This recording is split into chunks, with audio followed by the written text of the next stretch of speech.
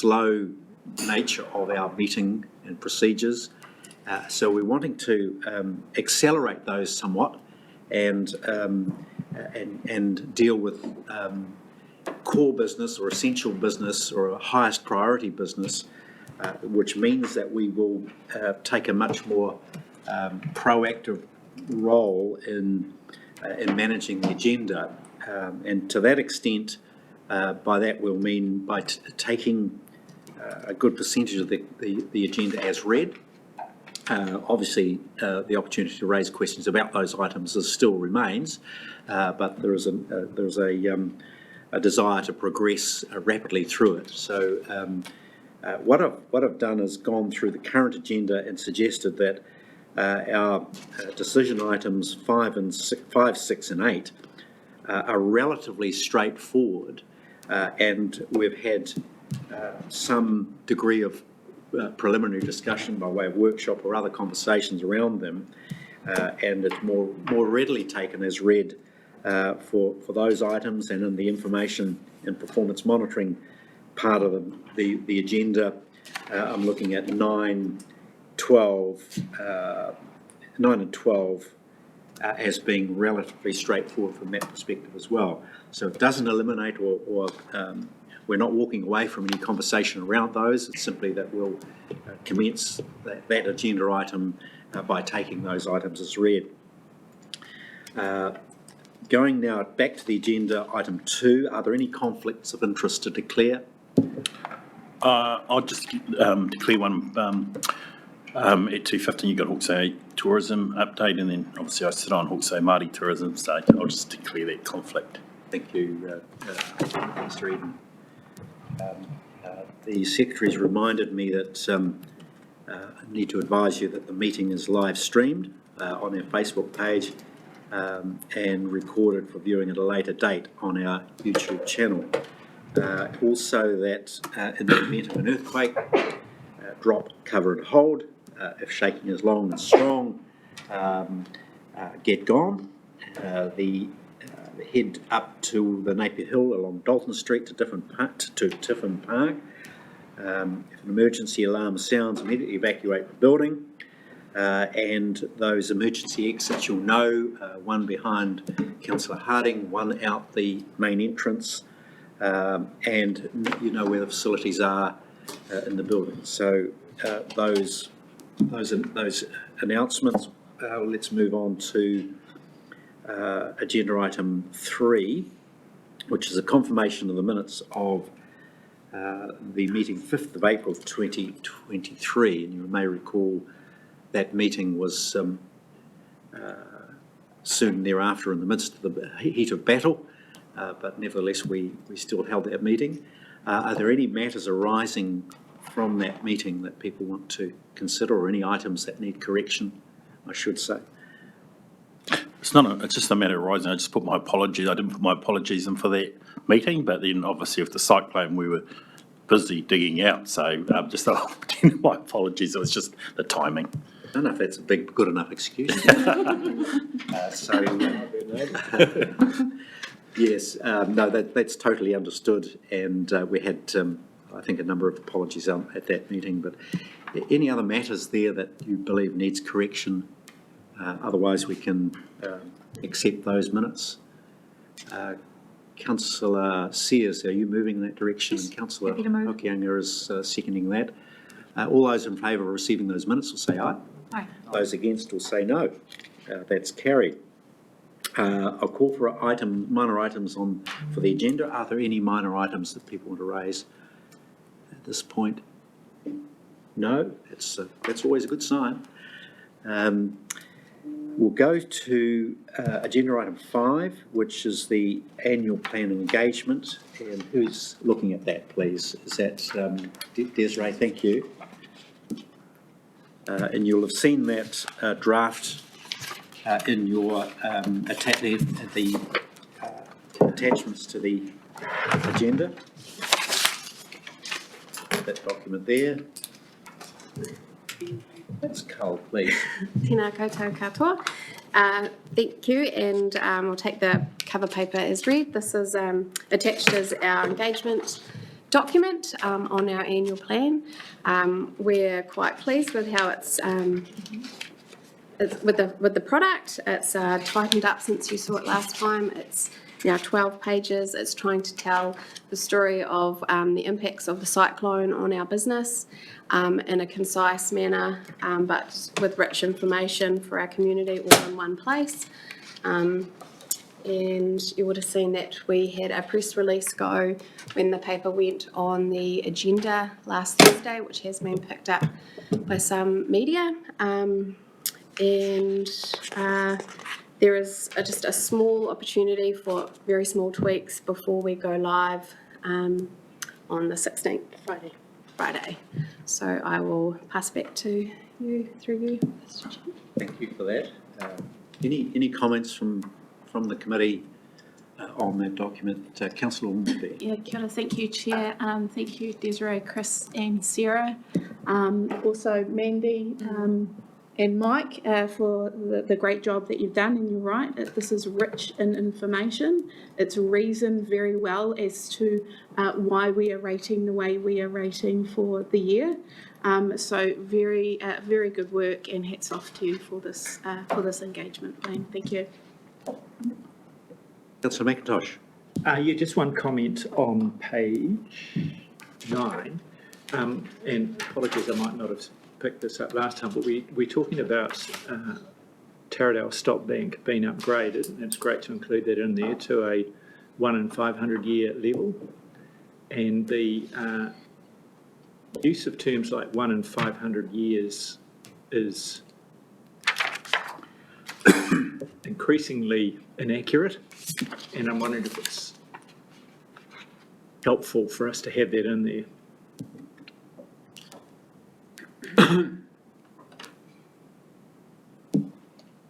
Any comment? I'd flip it. You've got the 0.2% AEP. I'd flip it to have the 0.2% AEP as the lead, brackets 1 in 500 for those who remember old numbers. Because you're quite correct. Yeah. And I was actually called on for TV3 to do an explanation of that last night. Right. We can make the adjustment. Yes, again. Councillor Sears. Thank you. Through you, Chair, really just following up on Councillor Ormsby's comments, that I think it's a really fantastic document and tries to capture the breadth of what we're going through while understanding the issues going forward and the responsibilities as well. So I'm really appreciative of how you've managed to capture that in such a readable document and to explain this recovery rate so clearly, which I think is an important part of that story. So yeah, hats off. Thank you. Thank you. I think we've got another element of this paper to consider, because you're asking for us to confirm to adopt this, aren't you, at this committee level as opposed to council. So if you go to the recommendations on page 7, so we're receiving the annual plan engagement report. We want to exercise our delegated powers to adopt the report. So that's a step that you, in the normal course of events, wouldn't take. So we need to have a reasonable level of confidence that that is going to pass. Otherwise, it needs to go to council. So on that basis, if there's no other comment on the document itself, can I have a mover, please, that we that we receive the recommendations 1 through to 5, including the recommendation 3, which is to actually adopt this annual plan report. So we've got a mover, Councillor Harding. Can we have a seconder? That's Councillor Ormsby. Do you wish to speak, either of you, to this, Councillor Harding? Yeah, just briefly. Thank you, Chair. Look, I just wanted to make a comment on the $75 standard charge and acknowledge that for some of our ratepayers who only pay a relatively modest amount to the Regional Council every year, that is quite a large amount. The point I wanted to make is that we've thought long and hard about our remissions policy, And we recognise that, and we're also promoting in this consultation document that for those people, particularly those who've been affected by the floods, then we've got a mechanism through our emissions policy, and we have also increased our capacity to deal with those people who've been affected directly by the floods. So this is not a further imposition, or not intended to be a further imposition on people who've been directly affected by the floods. Thank you. Thank you, Councillor Harding. Councillor Ormsby. Yeah, thank you, Chair.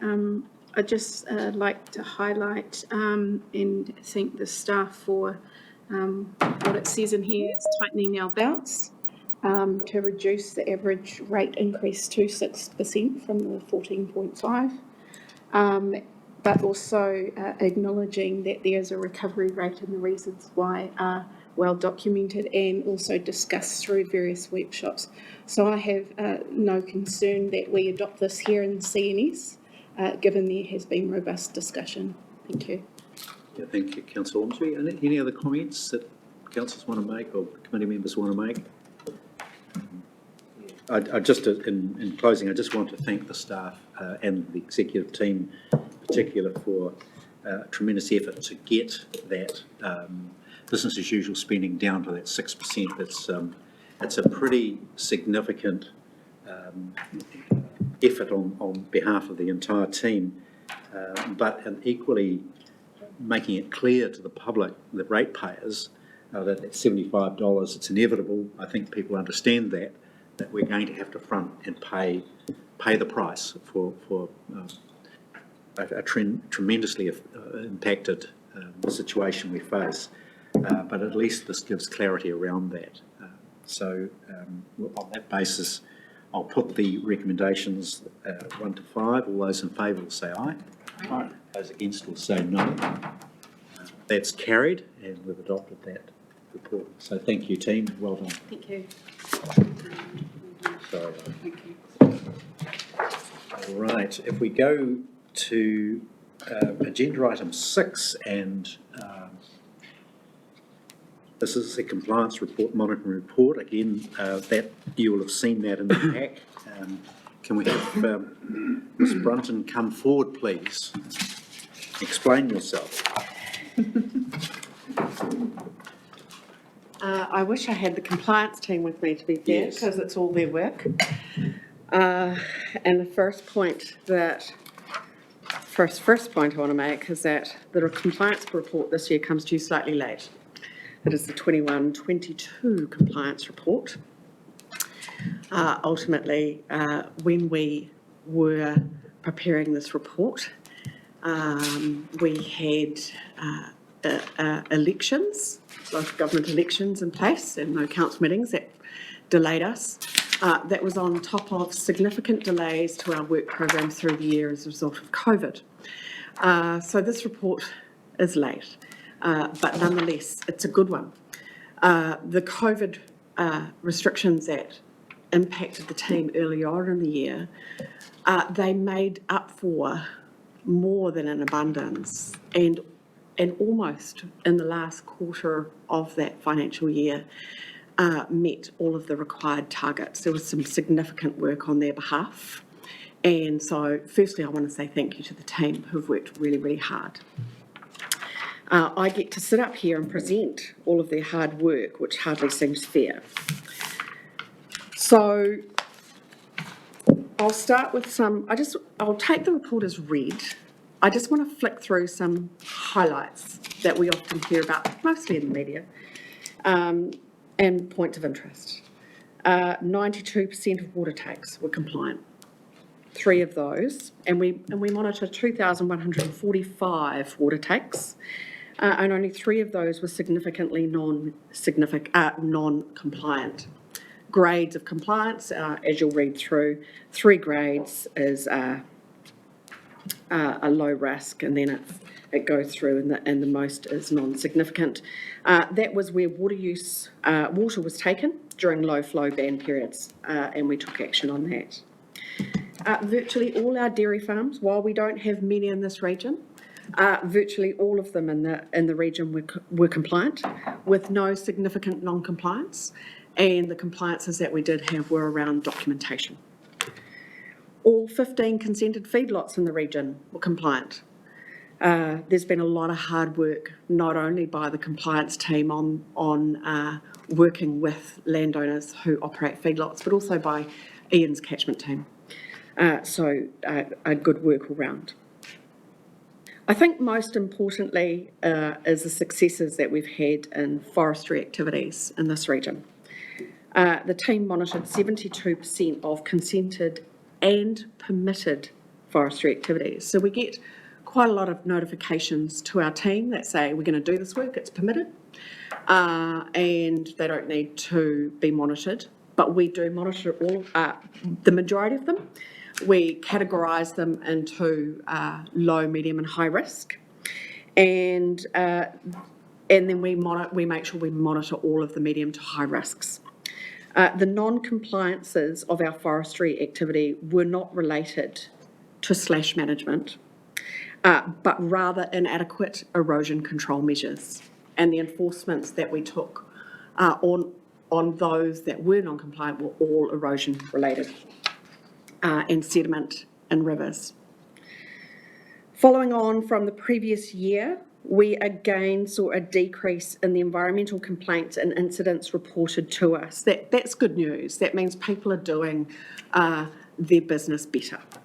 However, the incidents reported highlighted a continued increase in the seriousness of those incidents, which you will see is why our prosecutions remain the same level as previous years. But the penalties that this council is receiving through our prosecutions are significantly increased on previous years. So the courts are, I would say, taking a hard line and responding to the seriousness of those non-compliances. But I want to be clear, it's not all about taking enforcement action. You will note in the report that we have increased the use of abatement notices. And while that is a form of enforcement action, it is the lower end. It's about providing some guidance to consent holders who are not compliant but just need some direction. The point of putting it in an abatement notice is to put them on notice that they do need to take action, but it's also the lower end enforcement, and there's no financial penalty to them, provided they do meet those requirements. So that's really where I think the highlights, and I'll just take questions. Hopefully I can answer them. Committee members, please bring all your questions. Councillor Ortby. Kia ora, Chair. Kia ora, Katrina. Thank you for the report.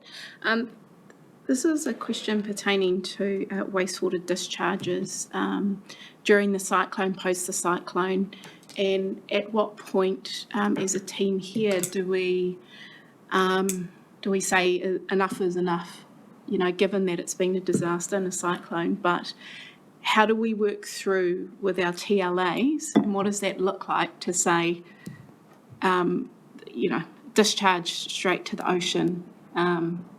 It is now looking like the plan needs to be enforced. So in particular, we're talking, I'm assuming, about Napier. I want to be clear that, again, that this is the compliance report for the 21-22 financial year. And so the question you're asking, I think, pertains to this financial year. However, we are working with Napier City Council on that, and absolutely they are operating under Section 330 of the Resource Management Act. They have recently, just this week I believe, reported to their executive team, which the update on that wastewater treatment plant. So in about, sorry I can't see, March of this, following the cyclone, Napier City Council worked really hard to get their milling screen up and running. We need to remember that their entire plant was underwater. They've had to replace everything in that plant. It was not operational. And so that is a significant amount of work that they are doing. So they worked really hard to get those milling screens up and running. I understand that the biological trickle filters, which gives us the higher level of treatment that they are required to produce, that work is starting next month once they have the parts that they've had to order to replace the plant. We have a plan from them in terms of the actions that they are taking, and so we monitor that and work with them to ensure that they are achieving the targets that they said they would in terms of time. Thank you. Just in regard to this, before I take a question from Councillor Sears, obviously we've had a significant event that changes the landscape. What's your best approach to reporting back to council about across the board in terms of the regulatory environment and your compliance approach given the cyclone? Can we have that report at some point, or an update for current year? I appreciate the distinction between this report and the next steps for reporting in the next year. So Chair, we are coming close to that time where all of those works that were undertaken during the cyclone are needing to be now consented if they have ongoing environmental effects. Those works that were undertaken under Section 330 of the RMA. We know about some of those. We don't know about all of those. Our team can't physically know of all of the works that were going on, and in part we are relying on people's honesty and reporting, and we will at some point as we go around the region and undertake monitoring in other areas or other consents, we will come across works that we will then need to decide whether we take enforcement action or encourage compliance through consent applications. We are only just starting to sit down and think about the level of work that we have got in front of us, not to mention the existing compliance work that we always have to do as well. So there is a considerable amount of work for compliance to do. Yes, we will bring you a report on that going forward. Can you just indicate when that, what lead time do you need to give us something significant to come back to council on? 3 months? When's the best opportunity for you to come back? Sorry, you've got me on the spot. I would need to talk to the team, but sorry. You need to talk to me. Because I actually see now a hole in the reporting in terms of the recovery reporting that I think needs to be covered, because there's a lot going to happen over the next couple of months, and therefore you will want, if you like, pre-warning of what we know and what we don't know before that 6-month deadline hits. Sure. Not even I'd realised how close that was. Okay. And that is a significant impact. And in my view, it might be another case where that 6-month deadline set in the RMA is actually a little cruel in this environment based on what I've seen out on the ground. Thanks, Bill. Sophie, you may want to comment as well in terms of that report coming to your committee at some point. Thank you, through you, Chair. And my question was similar around sort of timing and then an update on these issues that we know are coming.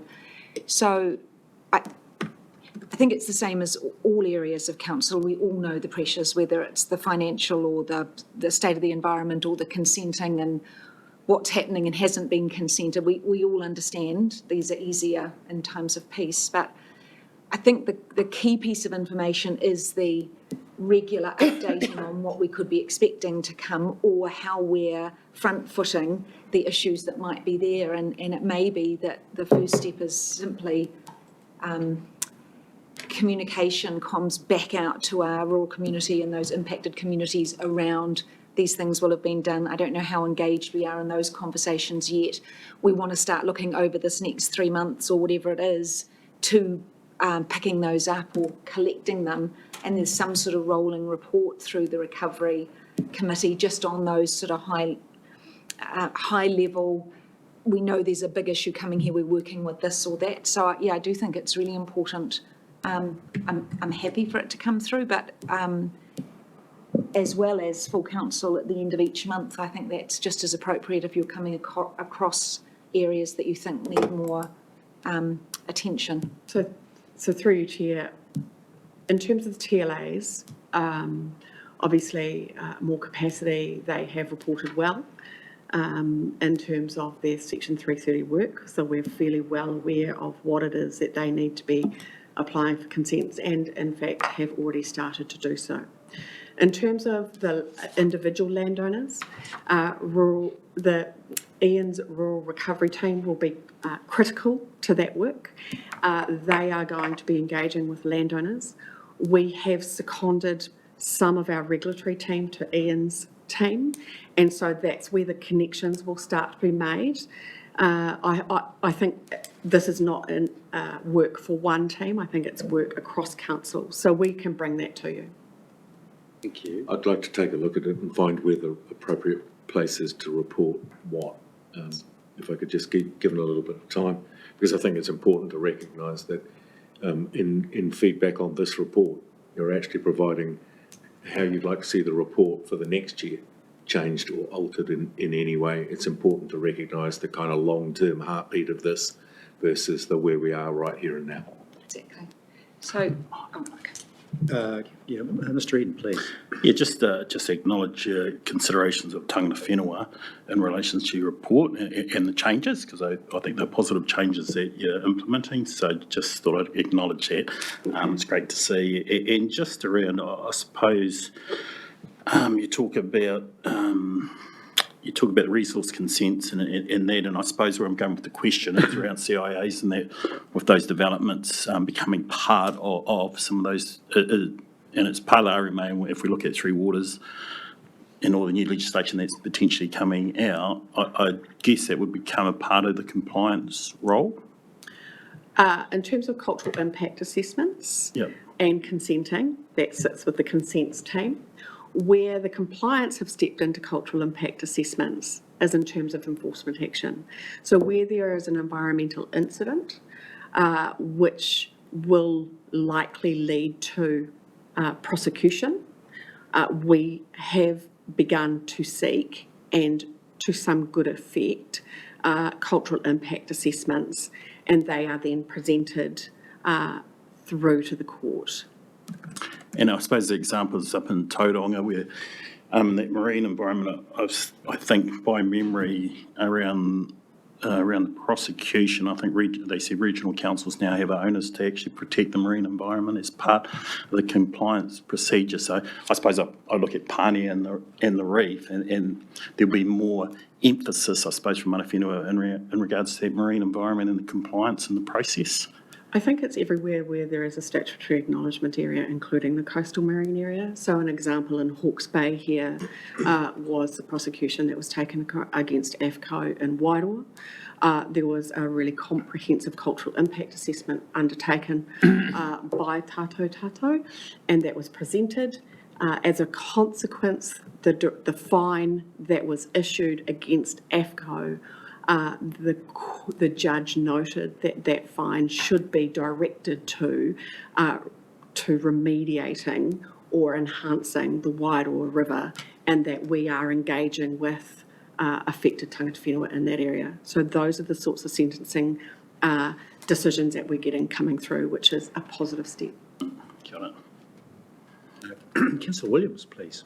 Thank you, Chair, and thank you, Katrina, and to the members of your team for doing all of this work on behalf of our region, and appreciating how stretched everyone is in trying to put this report together. Just a couple of queries. On page 13, we've got 8,523 live consents, and of these 3,358 required monitoring. How is that determined? Which consents require monitoring? Is that their conditions? Is that a method that we adopt? Which is it? It's a bit of both. It's based on risk and conditions. So those that are high risk, discharges are always a high risk. We make sure that we monitor those. Consents such as structures like culverts and rivers don't need monitoring. Right. So it's along with that grading of 1, 2, 3 priority levels as part of that. Correct. Trends analysis. This looks, in my imperfect recollection of the last several of these that I've seen, like a pretty good picture of compliance compared to some previous years, but I'm not certain of that. And there were some quite useful graphs, although the municipal wastewater discharge is a sad case study in its own right.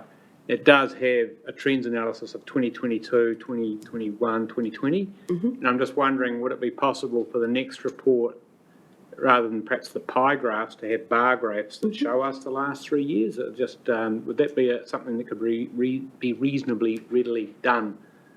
Easily. About the only thing I could think of to make the report better than it is. No problem.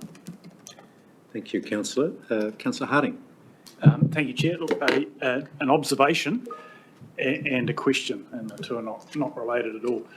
Observation, one of the big picture messages I got from this report was how there's quite a difference sector to sector on the degree of compliance.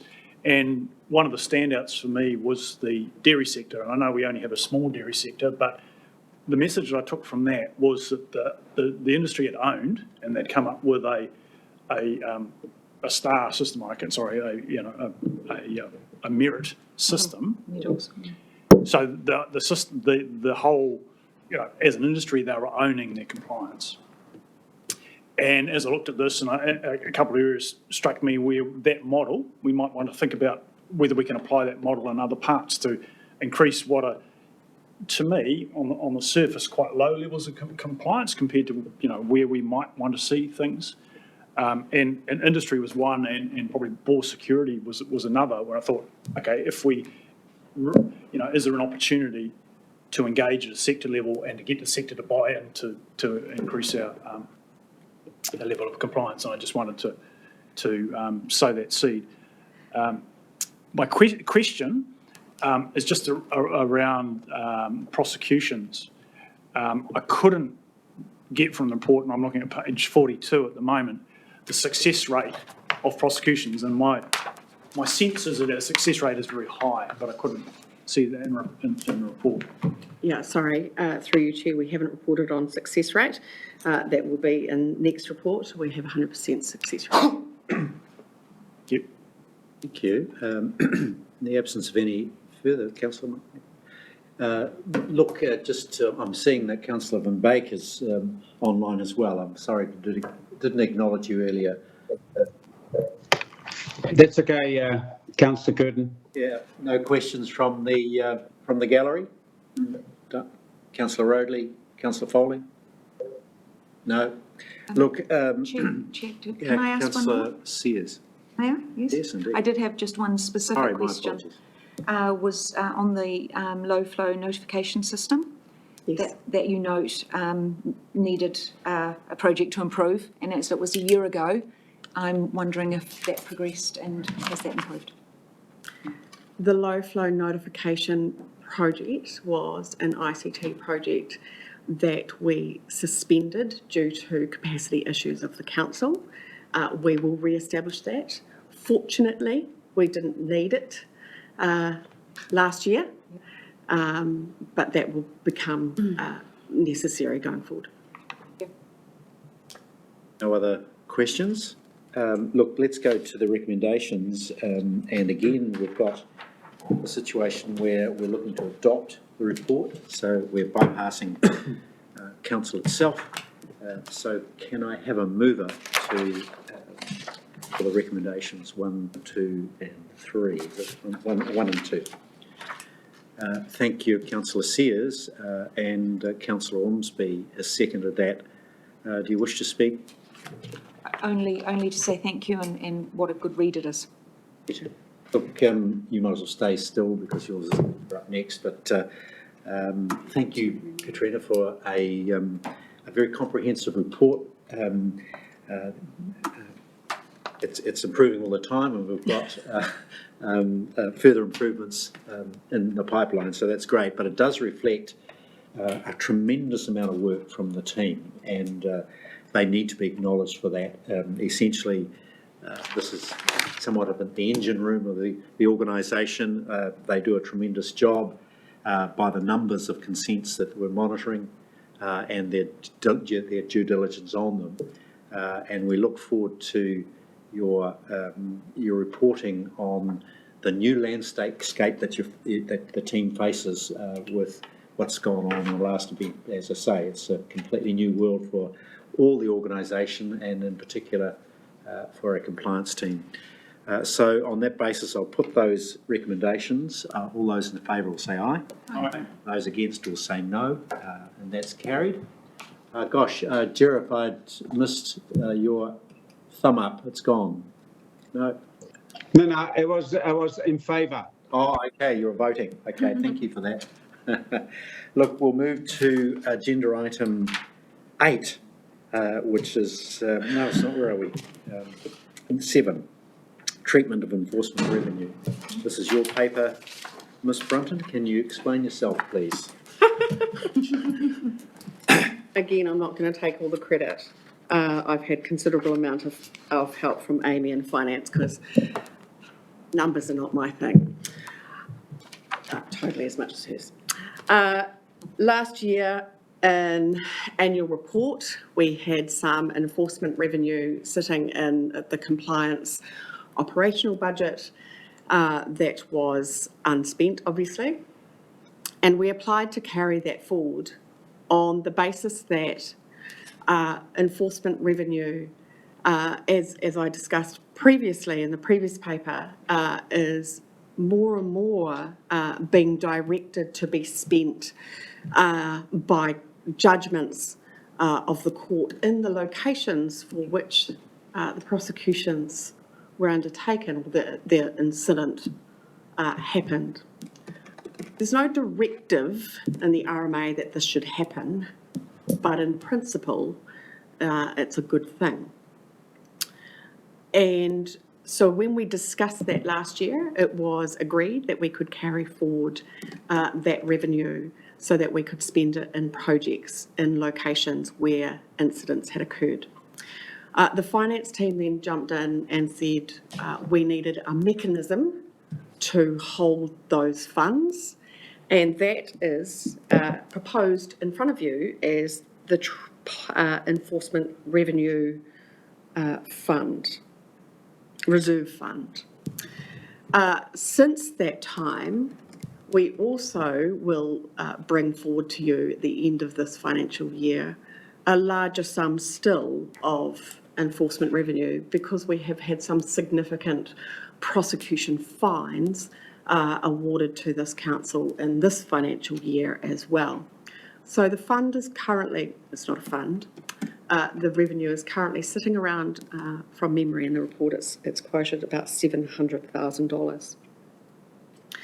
A significant amount, the Wairoa prosecution amount, has been directed to be spent in Wairoa, and we need to work through that. We have not done that yet, and we must do that. So the intent is that there is a reserve fund, sits in the operational budgets of policy and regulation group, the regional council, other groups can apply to that fund for projects that are not budgeted or might need additional funds to spend, such as re-establishing and replanting, for example, the Waitangi wetland, which has suffered significant damage as a result of Cyclone Gabriel, or there's some significant planting that we could be doing in Wairoa to prevent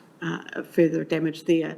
So the idea being that there is a reserve fund, can be applied to, that prosecution funds aren't simply allowed to fall to the bottom line of this organisation's budgets and spent on overheads or whatever, that they are tagged to environmental enhancement and reparation or repair of the environment.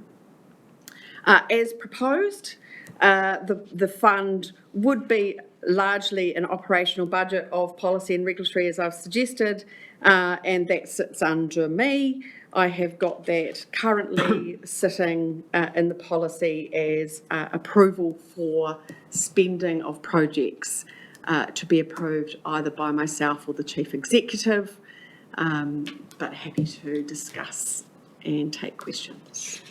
Thank you. Any comments from the committee, please? Yeah. Ms. I Whitney. just have one question in regard to when you were saying that the enforcement revenue from the Wairoa event will go back into Wairoa projects. Will that be happening with all of the revenue that comes through for particular incidences that have happened, or is that just a one-off?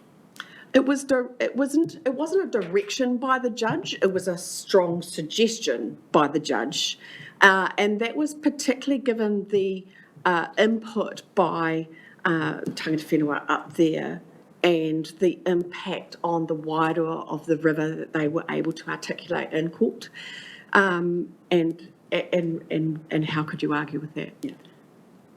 No, thank you. Councillor Williams. Yeah, thank you, Chair. Just looking at the policy decision-making principles, when I first read it, and I agree with the principles, I was at 1.1.2. The surplus proceeds shall be spent on activities that benefit the environment affected by the offence. And my question was, how would that be tracked over time? It's suddenly 2028 and there's 75,000 sitting there from a prosecution in 2024. Who or how will know that that fund should be hypothecated to that particular area, or that there might be some sentencing notes from the judge or direction in a decision that it should be for a particular purpose? Maybe there was restorative justice or something in the case. Is there a mechanism, or should the policy perhaps refer to the need to record that and have regard to any sort of any prosecution decisions made at the time, just so that it is tracked? Can you talk to that? Through you, Chair, obviously that information mostly sits with myself and my team, and it would be another matter that we would be reporting on in our compliance and enforcement strategy going forward, so you would be able to see where enforcement action was taken, locations. Yes, it could be, I think it should be added to the policy that we would report that. I think that's an easy enough thing to do. Thank you. So it's a matter of recording at the time, this was for here, and making sure that stays in a spreadsheet somewhere. Correct. Sorry. People can't go. Councillor Hard. Thank you, Chair. Through you, Chair, just when I was thinking about this policy, I was modelling in my head, I had air pollution offences because that was what first came to mind in terms of prosecutions. And so I was trying to understand how you would apply this, how you determine, you have a diffuse effect, you have a fairly diffuse effect, how would you then go about apportioning that back to the environment? Through you, Chair, we spend a significant amount of money every year on our We Breathe What You Burn campaign.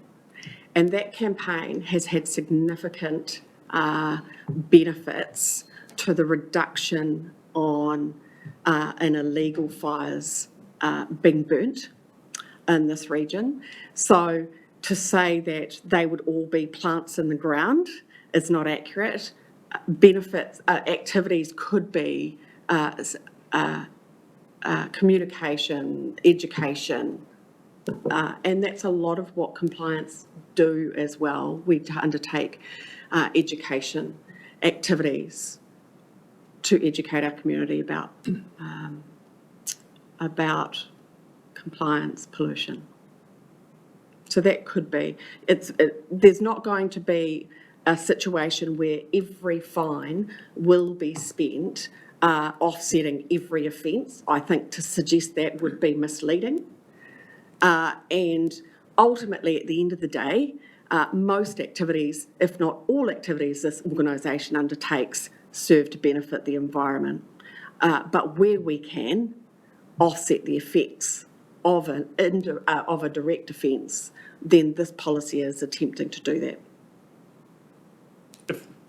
Chair, if I can just respond to that. So thank you, Katrina, for that explanation. I think where this sits for me is my concern is that with this new policy that we're not creating either an additional function, duplicating functions elsewhere in terms of making decisions and apportioning money, and that we're not creating an artificial distortion in decisions in that kind of last dollar, where would you spend your last dollar, the best dollar to be spent in Hawke's Bay. So to the extent that in the way that this is implemented, we can resolve those problems. And to me, a lot of it comes back to the discretion, who's deciding this. And it's not clear to me whether the discretion is with yourself or jointly with the chief executive. And because the policy talks about the chief executive and the general manager, yourself. Yes, So because can that you- would, sorry, through you, Chair, that would be subject to financial delegations. Okay, so the levels of discretion, and my point in questioning that was just to understand the mechanisms of kind of socialising those decisions through the organisation. And I know that in practice, you've got an ELT team talking about projects all the time, but just trying to understand how that lives in the policy. Thank you. Thank you, Councillor. Councillor Sears, please. Thank you. My question's really around the delegation and in principle that the funds would be understood or approved of by council. I think in this case, the delegation, given that there is often court direction towards the payment, makes that less relevant. So I don't object to the idea of the delegation coming either through the group manager or chief executive in principle, but I do wonder if that would be relative to the amount that the fund grew to. So it may be appropriate, if we do think the delegation's appropriate, simply to discuss whether there should be a financial cap to that, if that made a difference in how we would approach it. If you're saying could be up at 700,000 and maybe could be over $1 million at some time, would we still feel that the delegation to any value would be appropriate? That's probably my question.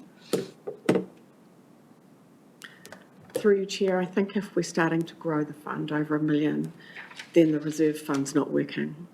It's not about holding large amounts of money in place. It's simply about not letting it fall to the bottom line. As I said to Councillor Harding, the reason it would fall to myself or the chief executive would because it fits within those financial delegations that are set to us already. I'm happy to cap if that's what the council wants. Thank you, Councillor. We've got a question from the board. Councillor Roadley. Kia ora, thank you, Chair. Afternoon, Katrina. Thanks for the work that you're doing. Katrina, at the risk of falling in the weeds, and can I request the 30-second or maybe even 20-second version? What's the how? So if the judge has said that let's dive into the AFCO case, that that funding needs to stay for the benefit of the Wairoa River. How does that work? How does the river get the money? Like, what's the how? 20 seconds. Through you, Chair, that would be through consultation with local tangata whenua. Mana whenua. Other questions? I've got some more questions, more issues actually. Two issues that I've got. And firstly, I just want to have a little clarity around the need for a reserve fund and the commentary that the finance team are quite happy about that or are recommending a reserve fund. knowing that reserve funds always create, if you like, a cookie jar mentality, that we're having to go to the jar to put our hand in it and we have to manage it and administer it. It adds an element of complexity to operational spending, I would suggest, and I'd be interested to know whether my concern about that is founded or overstated. So through you, Chair, I would first like to comment that I think that if you don't have a reserve fund, I think the cookie jar mentality is slightly worse. That actually there potentially could be a mentality that, well, we need to spend the money before the end of the year so that we don't lose it to the bottom line. Whereas if you set up a reserve fund, then potentially what you've got is an opportunity for those activities that either can't be funded by rates and wouldn't be done otherwise, or can't be funded by the community and wouldn't be done otherwise, have an opportunity for some extra funds to sit there. In all likelihood, or in our desire would be that the fund would be empty. And that would be because nobody is needing to be prosecuted and we don't have any prosecution fines. So it's not about seeking more prosecutions to fill a fund. Thank you for that. Have you got a comment, Ms Young? Thank you, Neil. Through you, Chair, my view on this is that absolutely a reserve fund is the right way to go for these funds. That they are not simply jars where we can take cookies from across the board, but similar to a disaster relief fund, our long-term investment fund, there are specific reserves for specific purposes. Similar to the way we take targeted rates, they are put in reserves if we don't spend. I purely see this as a mechanism to capture enforcement revenue and put it back and spend in the community as opposed to spending on the bottom line for operational. I actually fully support this proposal. Thank you. The reality is when it does go to the bottom line, ultimately that can go to the benefit of environmental projects. So I'm a little concerned that an overstatement may be in play. But however, that's not my substantive issue. So through you, Chair, what I would add is that we can't ever preempt where an environmental incident will occur. And so while we might have environmental programs that this organisation undertakes, if there was a significant environmental incident that affected a river, or let's say a stream, that we didn't have any program of work directed to, then this provides us with that opportunity to direct where we haven't budgeted. I hear what you're saying. I'll go to my more substantive issue, and that is the decision-making around the allocation and management of the said reserve fund, if it becomes that. My concern is having such a quantum of expenditures outside of the decision-making of council, that my role here as a councillor is to allocate and spend the money, and I'm concerned that we could be falling into a hole where council is excluded from that decision-making, and I'm suggesting that in fact at your policy 5.1 that the allocation of funds to environmental protection and restoration will be referred to council following determination by the Chief Executive and General Manager. And I'm hoping that someone can support me in proposing that very minor adjustment to the policy. Are there any comments from yourself, Ms Brunton, on that proposed amendment to your policy? Through you, Chair, I think that's entirely your decision, not mine. I can only spend the amounts that I am delegated or ready to spend, which are hundreds of thousands of dollars. Councillor Sears. Chair, are you suggesting that that would look something like to the Environment and Integrated Catchment Committee quarterly when we go back to that a report will come simply with the project suggested with the amounts to be approved by council? Is that the sort of thing you were suggesting? Precisely that. So that Separate, right, so ultimate decision-making rests with council.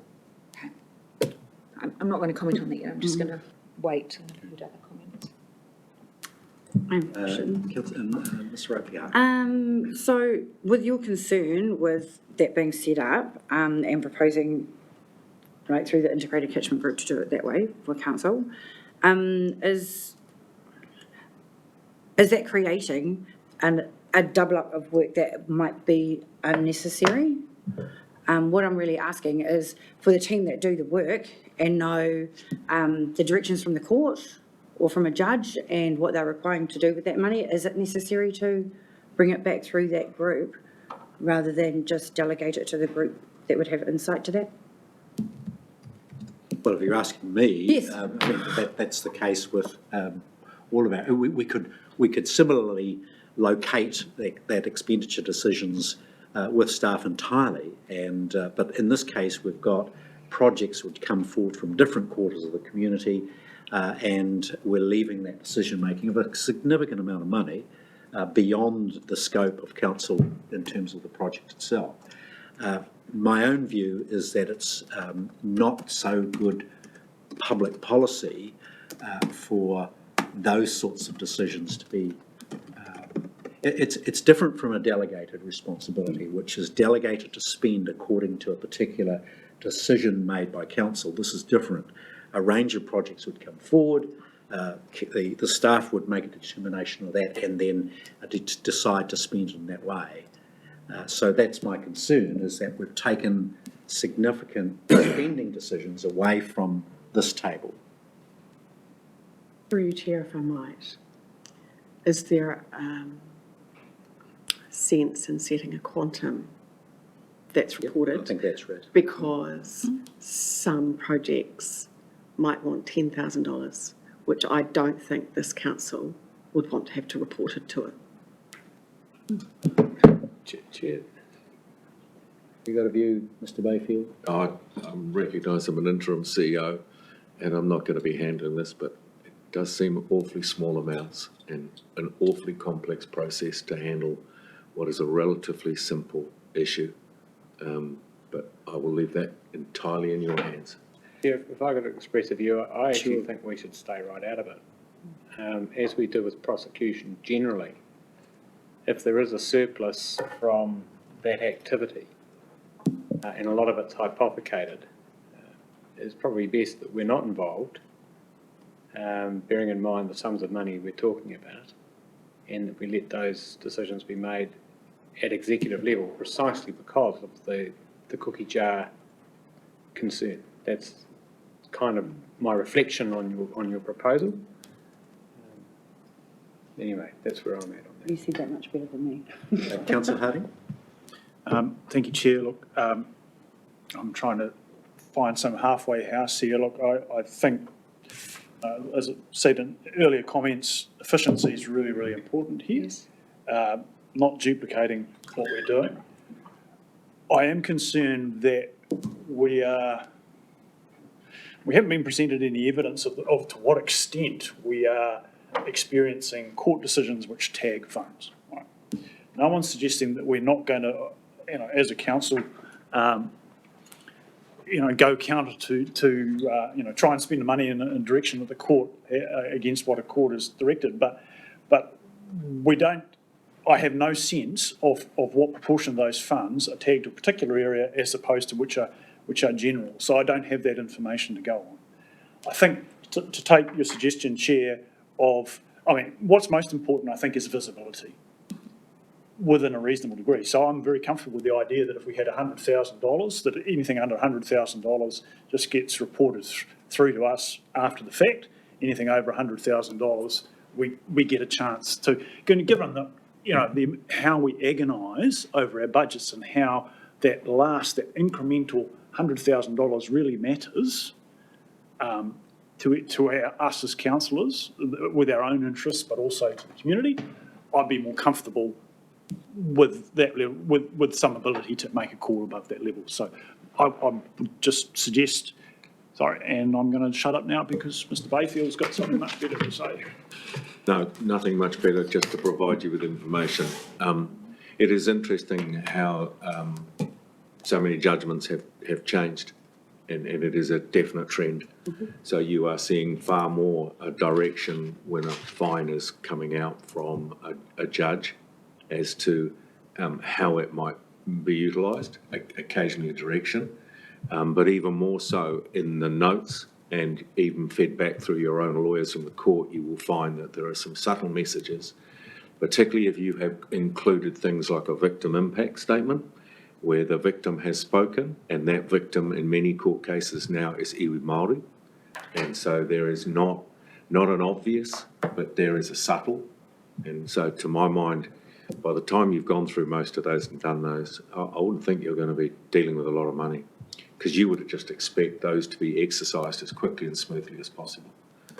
You also have to recognise that a fine is made, but often you don't get the money for 6, 9 months, longer. Chair, if I might be able to assist you in your meeting efficiency strategy. I think we've got two things here. I think one is, in many cases, the courts are giving us direction. I'm personally relaxed about giving staff delegation to manage how that money is expended. However, if it's helped to get things over the line, then I'd be supportive of Mr. Harding's view of putting $100,000 limit on it, so that stuff that came to us, well, we're informed of it, but stuff that needs to come to us, if it was in excess of that amount. Is that a reasonable position to adopt? You'd be comfortable with that, Ms. Brundon? All righty. So you're proposing that as an amendment or adjustment to the policy 5.1 of some description, Yes. with a proviso around that? Yep. And we can just craft that into the policy going to council? People comfortable with that? Good, okay, well, we'll put the recommendation though. Can you move that, Councillor McIntosh, as a mover? And seconded, Councillor Williams? I actually wanted to put another amendment to policy as well. Please, let's hear it. It's a new 2.1.1, which I was just about to type an email to Leanne, but I'll read it. So the first one is to do with, I think, collecting. I would say identify and record the amount of any specific fines or prosecution receipts that should be applied to particular affected areas in the event of a surplus. Comfortable with that? Second. All righty, we can put these in and tidy them up going into council, but, so we'll put those recommendations. We've had a mover and a seconder. Any further comment, Councillor McIntosh? No further comment. Yep. From the board, are we comfortable up top? All good? All those in favour will say aye. Aye. Yeah, thank you. All those against will say no. That's carried. Thank you, Councillor Brunton. So now we're up to agenda item 8. What's the time? We're 20 to 1. We've got time to get this done before lunch? We are running behind. Yeah. Okay, running behind? Yes. So much for my now we've got, who have we got now? Scott Hamilton's here, all the way from... Can I introduce this? Can I let you introduce that, please? Thank you. So welcome, Scott. So the purpose of this paper is the investment strategy review. What we are trying to do here is to bring back to you the continuum that we have got with the review of our investment strategy. So we've been working on this now for 6 months to get this in a position where we are clear on what our investment strategy is. We are clear on the role that HBRC plays and what HBRIC plays in that. And so what this is today is a continuation of that. Scott continues to help us with shaping and framing that, which is excellent, just so we can keep those cogs turning. I'll hand this over to Scott to take us through this paper. Yes, thank you. Thank you for the opportunity to come back and present to you again. I will work on the efficiency model that the chair is encouraging. So I guess the paper that you have in front of you it sits in 3 parts. It identifies all the great progress that I think the council has made over the last period of time. It looks at a little bit about where we are now and I guess where we are seeking council support in terms of today. And then it looks at those next stages which are required in order for us to complete this process for the long-term plan and to give HBRIC the mandate that it needs to be able to go forward and execute, so that council has a financial strategy recognising that the investment revenue for this council does provide a significant portion of your annual income, between 15 and 20%. So I'm going to make the assumption that the paper is read and that everyone's been able to digest that first and foremost. The key items I think that we're looking at here is just identifying that, look, council itself has between HBRIC and Hawke's Bay Regional Council, $500 million worth of assets. Obviously, the share in the port is a significant part of that. And what we're looking to do here is to, point 29, look at that role that HBRIC is actually there to play on behalf of council. And just to identify those points that actually HBRIC is the investment manager on behalf of council, that it manages the assets, the collective investment assets of both organisations, and that is done through a combination of management agreement and a letter of expectation, so that council is able to then identify what it expects from HBRIC as part of that process. And obviously there's a loan agreement there for the ability to get access to funding as required. But I guess the objective here is to try and make sure that HBRIC has the capacity and the scale to be able to execute on behalf of council and to provide a centre of excellence. And so I think you've gone a long way down that path. You've put other independent directors into that organisation. And this is really just to make sure that they've got the breadth of assets to be able to have the scale to then operate that efficiently, so that you can maximise the benefit for the broader group. So that's the first point. And I guess the question that sits there under 30 is there anything else that, or is council in agreement with that? And if I can be so bold, Chair, is to just talk through the rest of it and then come back to the questions I think might be best. The second point is really, and this is just an introduction, so under point 35 there, a letter of expectation is common practice when you are talking about your investment entities. It's kind of your precursors to your statement of intents. And this is really where you're looking at what is the expectation that you're hoping to achieve in terms of dividend, how you relate to other entities, including iwi as partnerships, and really what is the intent to make sure that you identify the mandate of the investment entity as being quite separate from the mandate of council, because it's always complicated when the two of them have exactly the same mandate. So this is about looking at what are the, and these are just suggestions at this stage, but what are the things that we should be looking to put into that letter of expectation, which we will draft between now and coming back to you again. But it's really an opportunity just to see what are the flavours that you as an audience want to see inside that document. The final point, which I'll just highlight, is really point 44, and that is, look, there is a lot of journey to go here, and that is the work that I will undertake in conjunction with the team here, to try and make sure that we put in place the best arrangements that we can for the organisation's success, assuming that the first 2 points are actually agreed with. And that just highlights, I guess, that kind of runway that we have ahead of ourselves as we work towards the 2024 long-term plan. So that's all I want to say as a starter, and then I will leave it up to you, Mr. Chair, to lead questions. Thanks so much, Scott, and thank you for the work that you're doing, turning your minds to a really conundrum for the council. And we can't understate the importance of this piece of strategic work. It really will impact on the future of both Hawke's Bay and particularly of this council going forward. So strategically, it's vital, and this step is really, it's not the ultimate decider here. It's a green light needed for progressing, and we need that certainty going forward so that the team can get on with the work. Councillor Foley, have you got any comment to make at this point? Thanks, Chair, and look, thanks, Scott, for all the work. It's I agree with the chair there around the vitalness of the strategy review.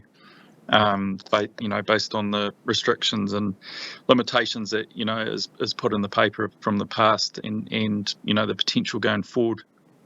I guess one question I would put is to those ratepayers or constituents out there looking at this and thinking, and perhaps come from quite a conservative mind, looking at this and thinking we're kind of loosening up here and giving more reins, if you like, to the managers of these funds and going and doing more things. Is what would you say to them around them perhaps wary of some increased risk?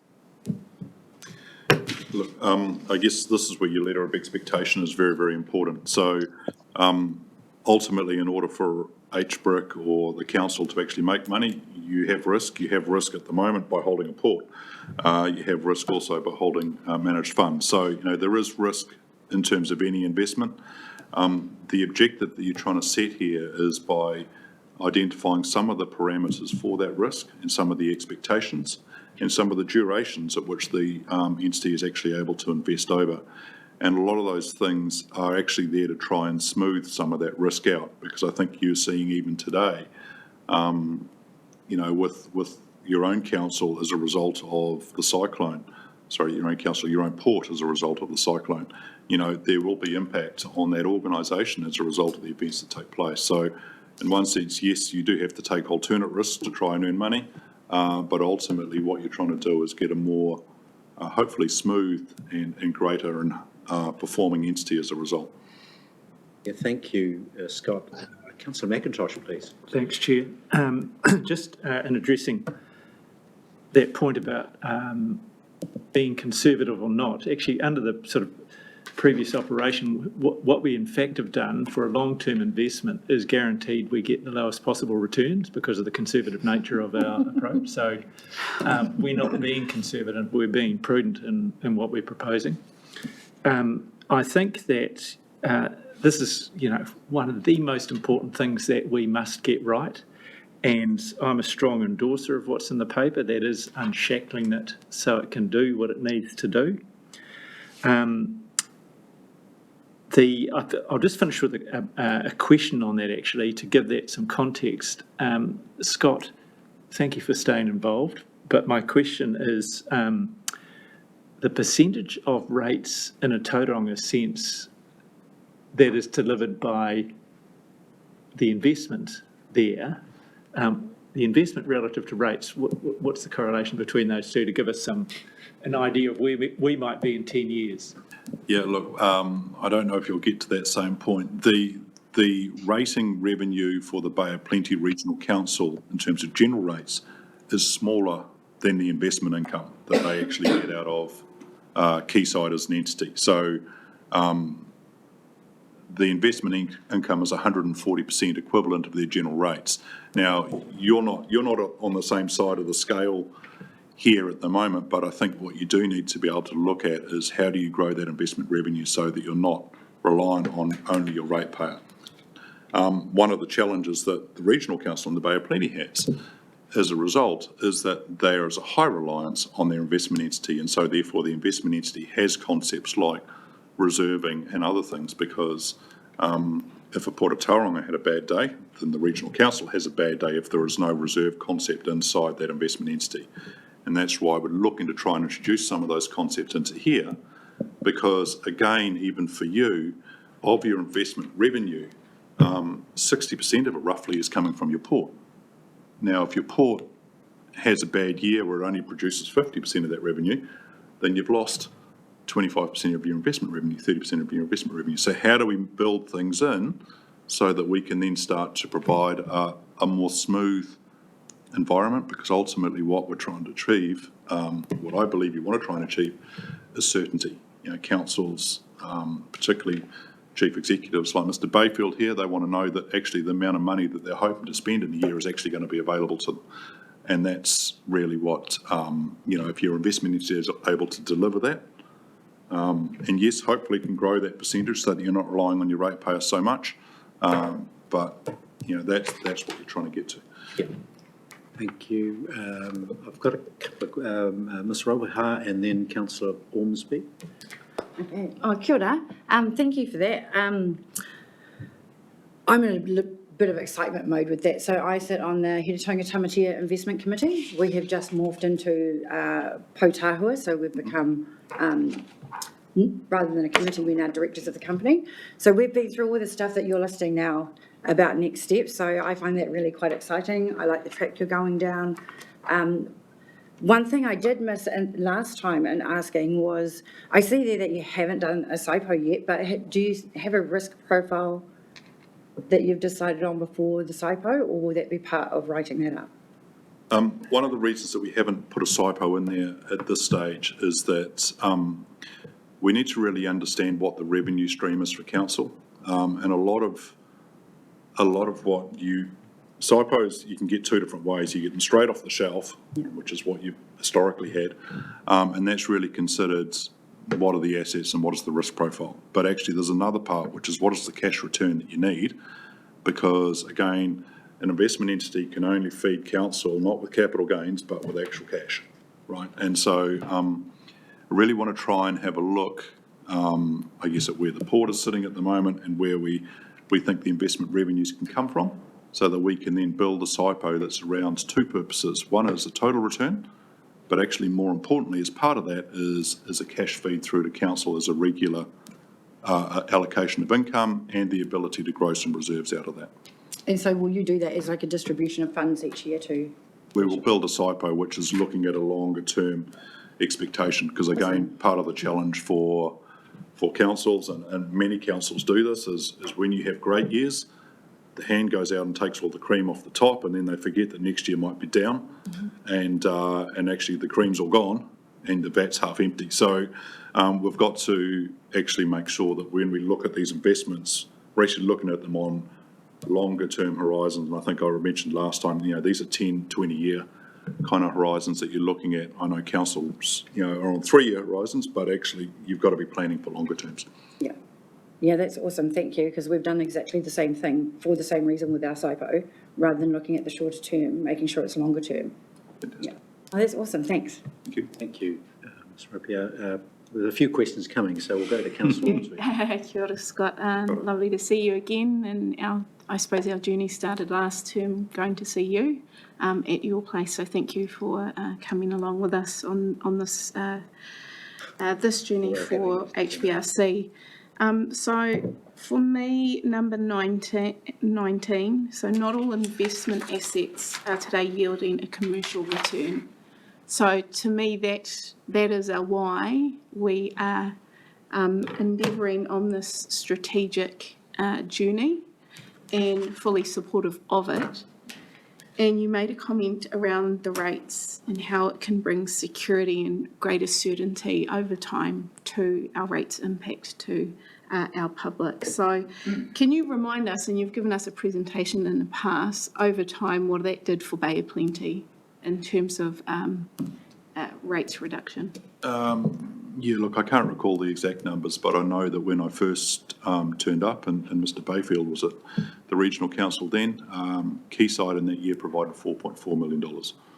On the year that I exited, it provided 45. So, in 12 years, yes, it went up 10 times. And that was probably fairly exceptional, because part of that was the fact that interest rates fell considerably as well. So that meant that there was more money available for dividends. So there are other factors in there. But again, it's, you have to look at this as a journey of, if you grow the assets inside there, those assets that are there and are earning are able to return more to the whānau each year. And again, if you, from a council perspective, if you have a big hole that comes in your investment revenue one year and you don't get it, and you don't get your expected earnings in, you've got two choices. You either put your rates up or you cut your services, and neither of those are particularly desirous things. So you really want to try and get that smoothing through there if you can. Thank you, Scott. Before going to my colleagues across the way, I'll go to Mr. Bayfield for a brief comment. I'm receiving instructions from Ms. Young. No, at the end. I've got what might seem a strange question, but given the debate here, it would be really good just to be absolutely clear. When you talk about the investment assets, you're not talking about the fixed assets, for instance, stock banks, that are such an issue at the moment. I think it'd be really good to clarify that. Yes, so I think there's a listing of assets which have been identified in point 21 there, and It's it's all not. point 21, I was trying to figure it out. I couldn't see anything that could be vaguely. No, look, Stock banks. the one, there's nothing in there that are stock banks. The ones which are, do have a little bit of a secondary purpose in one sense is the forestry. Yes. But again, what I'm looking at is if you put that into the management of HBRIC, forestry is traditionally an investment asset for most parties. Yep. And again, if you then have the expertise built up inside a team, their ability to grow into some of those other things is there, because it is all about asset management and getting the best out of some of those assets. Even so, based on my experience, where the Canterbury Regional Council's forests are significant, but are actually also riparian management. Yes. Actually investing them in our equivalent of HBRIC actually brought considerable benefits to both the return and the management of the asset for its purpose. Yes. The next question I have is if I go to 29.3,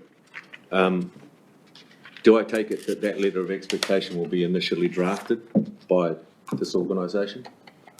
Yes, the plan was, look, there is no letter of expectation drafted at this point in time. Between now and the next meeting, we'll bring something up, but we were just trying to identify through 35 some of the topics that will sit inside there, and asking council, are there any other things that they wish to see as part of that first draft? I'm aware of previous feedback that I've received in dealing with things like this, that it's really important to make it clear that the tail is wagging the dog rather than the dog, etc. I think I got that the wrong way around.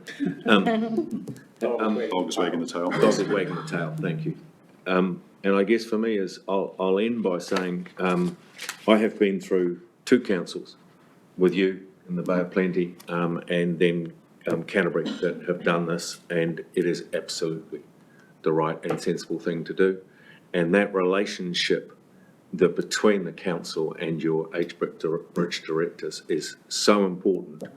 And because I have seen where a council has over-milked its assets and caused problems, and I've seen one where almost a dependence has occurred. You have to always stand independent, and it's really important to recognise that if you're connected to a company like a port, that port must be free to do what it needs to do in terms of its investment and never be constrained. I remember when Port of Tauranga went through its due diligence, and the thought of what that might mean if an amalgamation had occurred with Auckland was truly horrifying to the councillors of the Bay of Plenty Regional Council. They managed that, it was before Scott got there, but it is really interesting if you're almost addicted to an income that perhaps might occasionally, for the good of the company, be needed for other purposes and other means. Thank you, Mr Bayfield. 2 questions, one from Councillor Williams and then Councillor Harding. Thank you, Chair. So it's a little bit of a discussion, but it's prefaced with this. As Chair Ormsby pointed out, we were treated to a briefing which indicated to us that not only did Quayside expand its annual contribution perhaps by 10-fold over that period, its balance sheet grew by from about 300 to nearly 3 billion, as I understand it. So that for Councillor Foley's concern that people might be asking us, we're unleashing this beast, the reduced risk to our financial position through a greater and more diverse portfolio and a much stronger balance sheet that we can access for our strategic projects, to me, smothers, if not overwhelms, that risk concern. So what I am a little bit unclear about, to say at the moment, we've got eggs in 2 baskets, the port and managed funds, essentially. And neither of those, well, the managed funds are more liquid than the port, happily so, I would say, but there's no magic wand. So to use, to raise capital to invest to get these returns, I'm assuming this entity is going to need to borrow, right? primarily as a technique? Maybe. I mean, look, you've got a collection of assets that sit there at the moment. You can sell assets to buy other assets. So there will be a rebalance of some of those assets. I'm not talking about selling the port. That's a strategic asset, but your other managed funds, you may end up liquidating some of those and putting them into other investments. Again, it's all about trying to generate that cash return and to get that growth inside the assets. And you're right, Quayside's assets were about $500 million, or about $300 million net when I turned up, and they were $3 billion when I left. So, it is, you've grown the asset on one side, but you've also grown the revenue on the other. But yes, sensible leverage should be available to an investment entity, but it's sensible leverage. Well, that's what I'm getting at, because, I mean, as Auckland's just been talking about, selling a part of a strategic asset to deal with its revenue shortfall, I would have thought that, and to correct me if I'm wrong, rather than selling an asset, you're best to leverage off that asset to access borrowed funding to get growth rather than swapping one asset for another. Is there anything in that? I believe there is, and I believe that this is a really good question following on from this debate as to where the implications of the flood response will take us. Yes. When you think of Christchurch earthquake and you think of the pressure placed on Christchurch to sell their assets or to leverage them, and very interesting debate and reaction to that, which Scott and I were just talking about before. It's directly relevant to your point. The reason I asked that, to get to the actual question I wanted to ask, is it talks about transferring the more volatile assets to HBRIC. I wasn't quite sure what volatile meant. It might mean growth assets rather than income assets, but in terms of accessing debt capacity, we could either borrow indirectly through the Regional Council or off HBRIC's own balance sheet. What are the best sort of assets to transfer to HBRIC that aren't strategic, so they can, and does being volatile hamper that cause? There's a multiple of answers on that, and this is one of the pieces of work that we will do. But in simple terms, if you look at your long-term plan at the moment, you've got an assumption in there of income that you get off your managed funds, but you've also got a capital gain component as well, which is going up and down like a yo-yo at the moment. And so that what that does for your council books is it makes your council books quite volatile in terms of your annual returns. If you're able to put a lot of that volatility into your investment entity, that makes more sense, and you can keep the more smooth income on one side. There's also different tax advantages, because one of the things that you do have inside this organisation with assets across two entities is you've got a zero rated taxpayer and you've got a 28% rated taxpayer. And so there are certain things that can be done in there which are more efficient as well. So look, there is, this is some of the work that we will do. There's a number of thoughts that are floating around in the head, but I want to sit down with the team and actually work through those in terms of how some of that is done. In terms of the issue of where do you borrow from, the short-term answer is you borrow from the cheapest source that you can. And so the LGFA is, for councils, the cheapest source of borrowing. So the first thing you would look at probably is to utilise any facility that the council has and utilise that. And if that is exhausted, then you go and use your other facilities. I mean, that's in essence what you do. And that has worked well for Quayside and the Bay of Plenty, and it's worked well for a number of other entities. Yes, you can go out there in your own name and issue bonds and do other things as well, but quite often that is done only when those councils, and Auckland and Canterbury are the two examples, Christchurch, sorry, not Canterbury, are the two examples, and that's basically where they've got to their LGFA headline high water marks, and so therefore they've had to go out to third party because they've already exhausted that cheaper funding first. And my recommendation would be that, look, you always borrow in the same way that we do when we mortgage our house. You pay as little interest as possible. Thank you. I could go on for another half an hour. Let's, I'm just aware of the time and the... This is actually more important than lunch. Yes, it's pretty basic for us. So look, let's have, nevertheless, let's have some sharp questions and some sharp answers. Councillor Harding.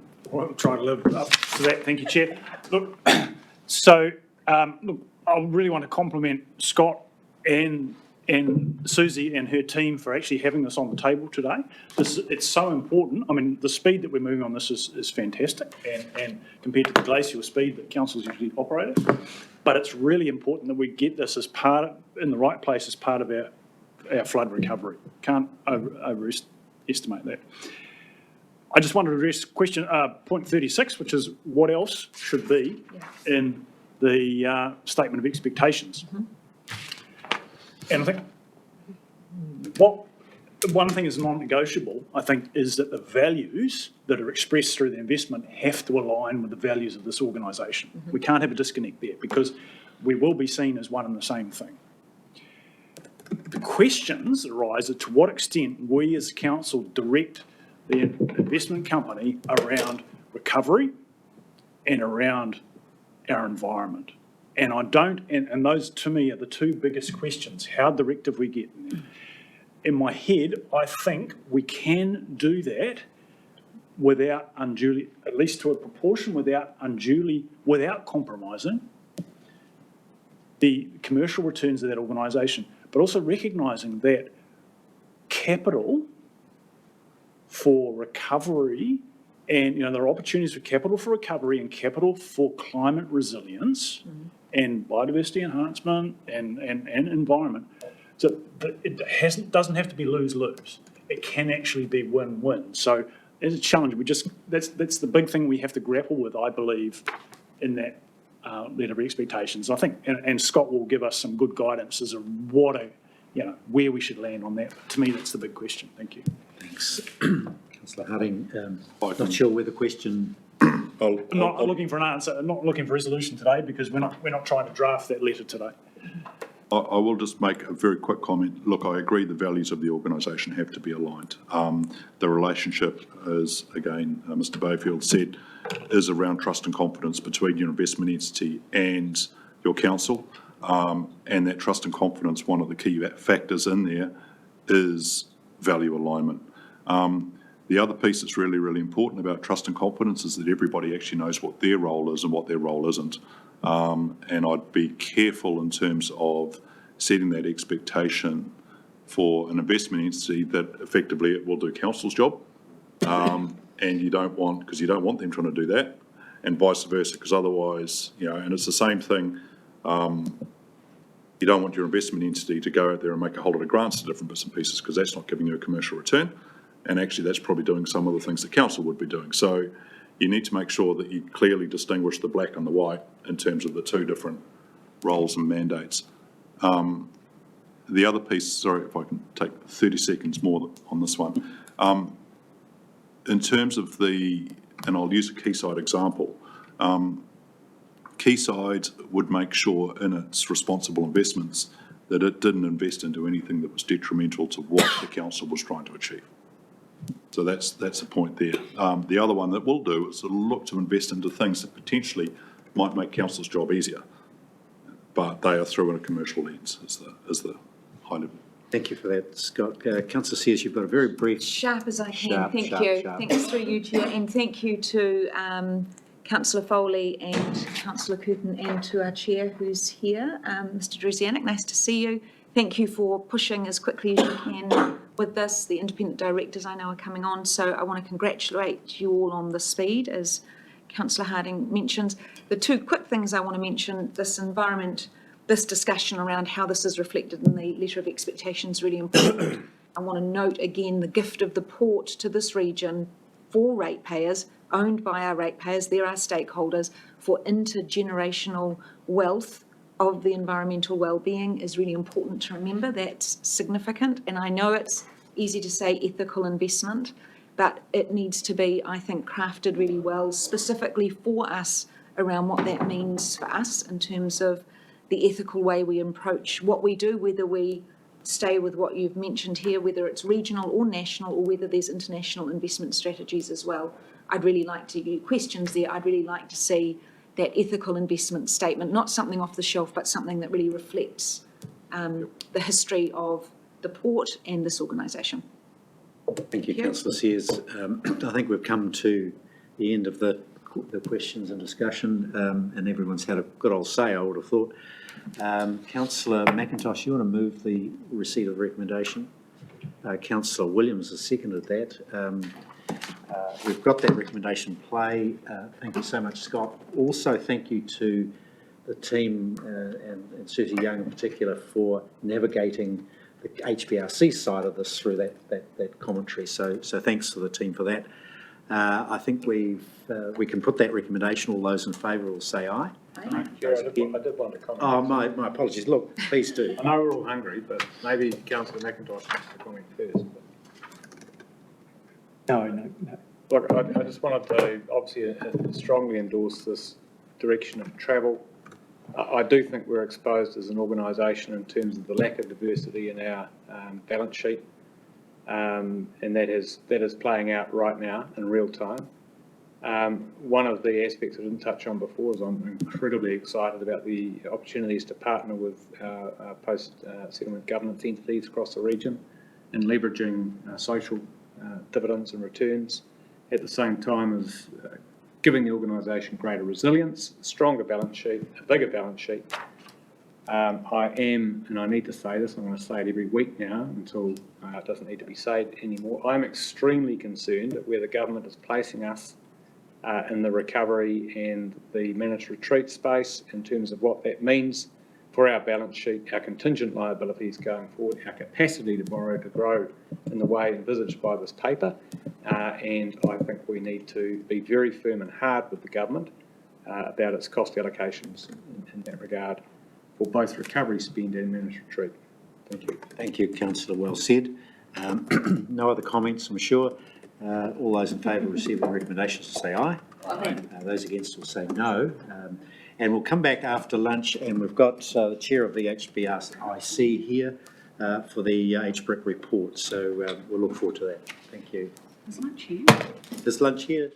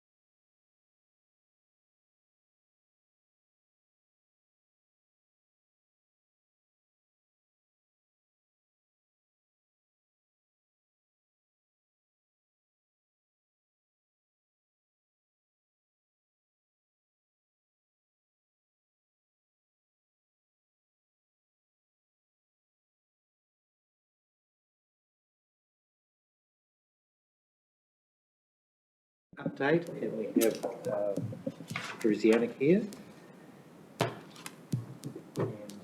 Jess, Jess and Tom. Anyone else? No? So let's go. Can you give us your report, Kia ora, please? thank you, Chair. So the report is in front of you. It's a two-pager, but I'll run through the highlights. So to the 9 months result to the end of March, we have a surplus of $5.4 million. That excludes the valuation movements in port shares. We have received $5.17 million of dividend revenue. That's the December dividend we get every year. So we get dividends from the port in December and June every year. And the June dividend has been announced, and it's there in 4.12. So that's been announced at 1.87 million, which is down by 40% on last year. So the port, so it's the smaller of our two dividends, but it is down significantly. And the port presentation has been bumped off the agenda today. Blair and Todd were going to come down, and so I'm not doing their presentation, but I can tell you that they had a fantastic, a very good 4.5 months of the 6 months through till Cyclone Day, and then things went pretty quiet from mid-February to the end of March in these figures, and then they are. So the issue, they weren't directly affected in terms of property assets out of the port by the cyclone significantly. There was a few of those big rocks, I can't think what they're called, washed off the seawall, but the main impact is really on customers. So the likes of Pan-Pac, also who have been out of action for a few months, access roads and rail access, which you'll be all familiar with, have been slowed cargo down, and the rail is the particular one. The rail bridge here at Waitangi has meant that the out of area cargo coming from the south has had to unload at Hastings and be trucked over, which is not ideal. So the impact of all that of the cyclone on customers is still unfolding. So we kind of, I think, all understand that Apple volumes are probably going to be down 40%, which will affect container volumes over the next few months. Apples, onions, and squash are all down, but the other customers, it's still unfolding. So the next 6 months, the port has changed its profit for guidance, but they've pulled it back a bit. But really, they're not really. It's just sort of a little bit uncertain. They've also got insurance claims that are outstanding that they don't know the outcome of yet either. So the port, remains fundamentally in very good heart, but it's not going to be we're hoping it's going to be just a sort of a 1 year or 6 month impact, and that things will pick up thereafter. So otherwise, with our managed funds in HBIC, back in HBIC now, I should say the share price for the port was trading at $2.55 this morning, and as you know, from previous presentations, every 10 cents that price moves, our balance sheet moves by 11 million. But I think that reflects that share price reflects the cyclone effects. So managed funds have as you can see, have been positive in the 9 months. So when we originally got the funds from the port IPO, we put large chunks of the money went into managed funds. They went through quite good period, and then they kind of went into a reverse, and now they're up over $1 million over the 9 months. So that's been pleasing. Food East, that investment is ticking along quite well. There were originally some frustrations because of COVID around the length of time it was taking to get the construction going and underway, but that is all happening now, and ironically, I think that the cyclone and its after effects will present quite a few opportunities for that facility in terms of helping getting the region going again with some innovative food solutions. So there's been quite a lot of interest, as it says in 7.5, from tenants looking for space. There's also been with the effects of the flooding in Awatoto, there's a real shortage of industrial land in Hawke's Bay these days. So the land holding we have out there, and we also have an option on a neighbouring block for another hectare. They're going to be quite positive investment stories at this stage. So we are in the process of we're advertising at the moment for some more directors for Food East. Up until, so there's basically the HBRIC has 2/3 of the shares in the Food East venture, and therefore we get to appoint 4 out of the 6 directors.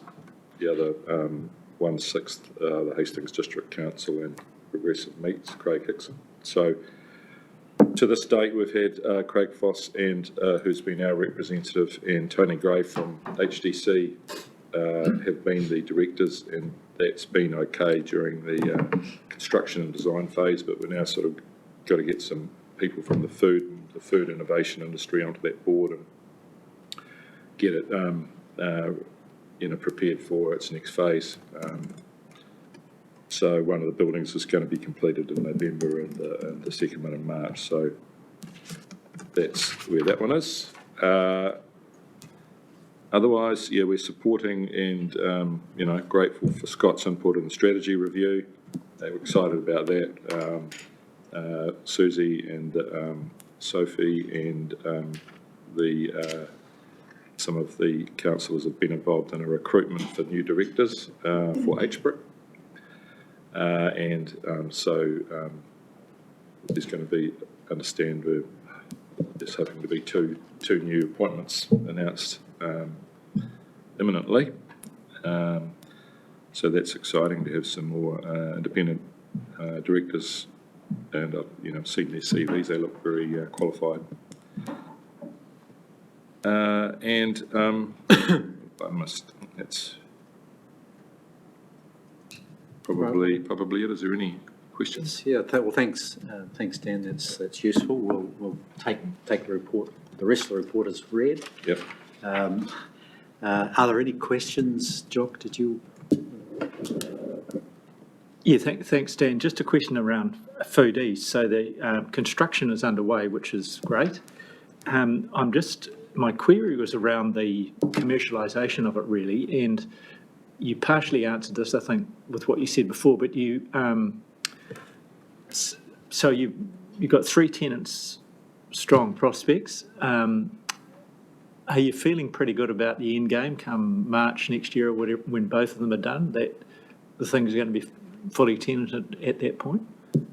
That's the indications we're getting from the directors. Tom's been into some of the board meetings. Tom, do you want to talk further?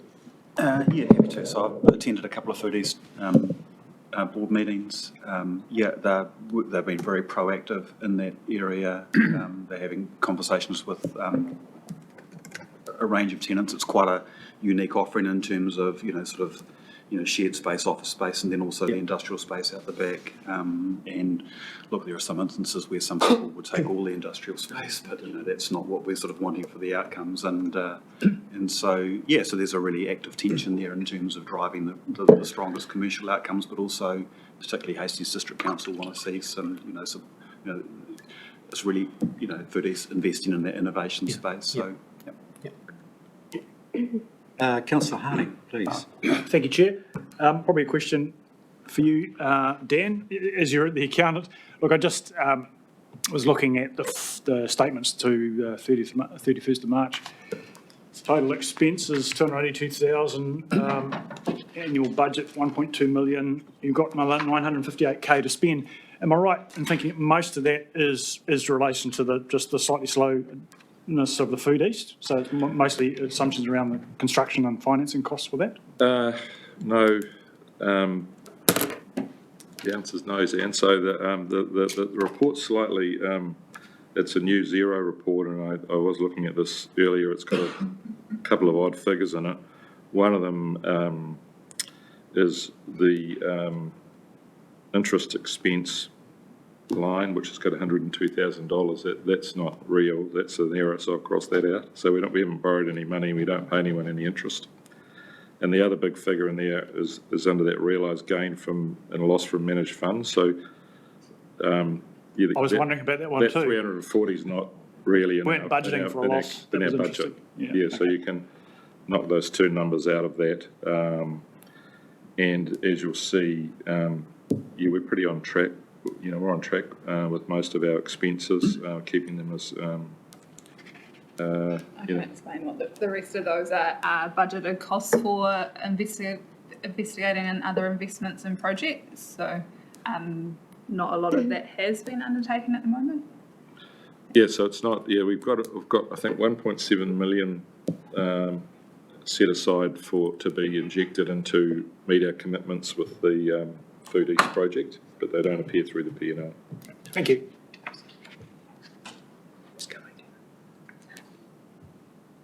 Sorry, I was just going to divert it there. So you'll make those corrections to the statement of council, and that'll go through to council. Are there any other questions councillors may have? If not, we'll go to the recommendation, and that is simply to receive the report, the update. Can I have a mover to that extent, please, Councillor Harding and Councillor McIntosh? Any comment from either of you? No? Okay. I'll put that recommendation that we receive the report. All those in favour will say aye. Aye. Those against will say no. That's carried. So thank you, Dan. Good to see you, and we will catch up soon. It did occur to me, committee, that we may, with the new directors coming on board, we may have a bit of a meet and greet with them, and so orientate the council as well as HBRIC, and maybe a chance for councillors to perhaps be orientated to the likes of Food East, etc. as well. So we'll work on a plan, just making this up as I go along. So.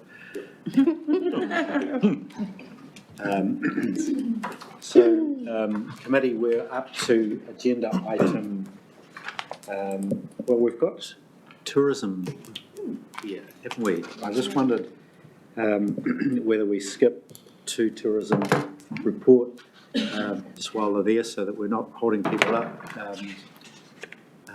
Hamish. Hamish is here. Have you got George and... Who's that? Hamish. George, do you want to come up? We'll put you up first up.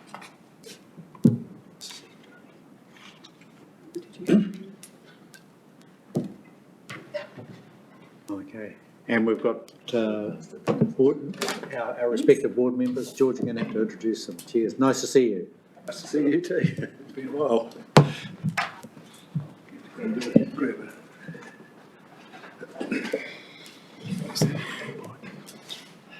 Yeah, thanks very much for coming.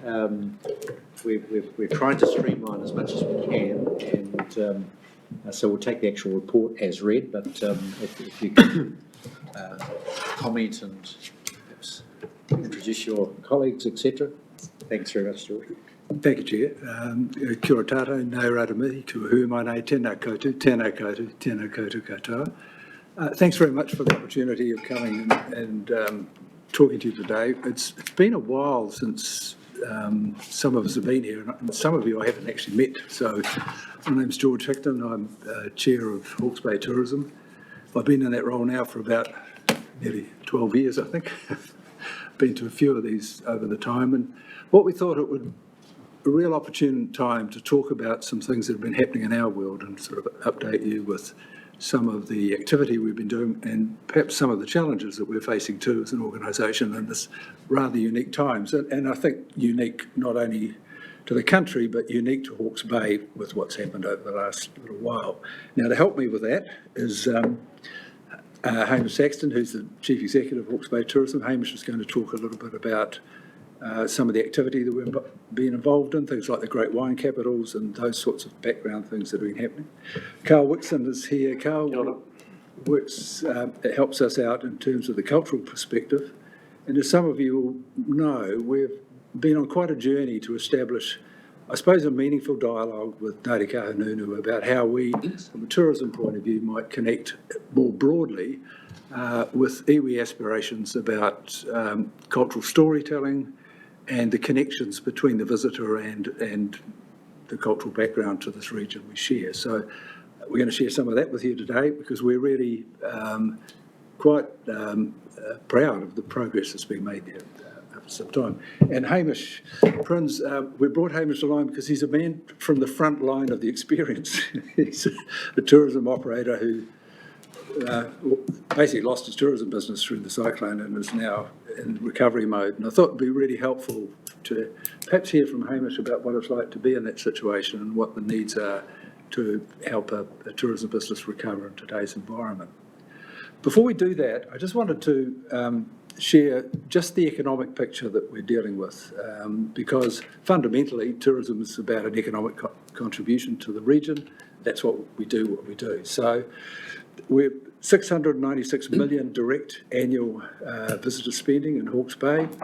About 1 in 10 people in the region are employed in the tourism industry, and it's the third highest contributor to regional GDP after processing, manufacturing and agriculture, and 7% of total industry. So it's a very important industry for the region, and it's also one, as we've demonstrated in the past, has the capacity to grow and actually continue to grow quite well for this region. So if we just think a little bit about what's happened, the first thing is let's just have a look at, this is the graph line of expenditure pre-COVID. So this is taken from electronic card transactions.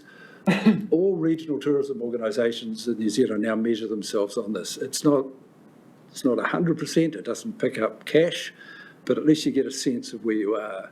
And that shows sort of a normal curve for a tourism organisation. We do well from October through to March, and it drops off a wee bit in winter. But that was sort of the expenditure per month in 2019. This is what happened when we went into the lockdown. As you can see, everything just sort of fell off the cliff, and nothing happened in February, March, April. It just basically fell away, and that was the next year. The year after that, the situation was a lot different, and that's where some of you might recall we actually took advantage of the opportunity and went really hard into the Wellington market and had the Hawke's Bay Cation campaign. It had a real impact, and you can see there that top line that we actually did better than 2019. And I think we were one of the only regions in the country that actually came through and with an improved performance against the pre-COVID time. So we're really happy with that. It was targeted. We had the advantage of actually being able to buy good media because there were some gaps in the media schedules. So we got good coverage, and it shows what could happen if you actually get in front of your market.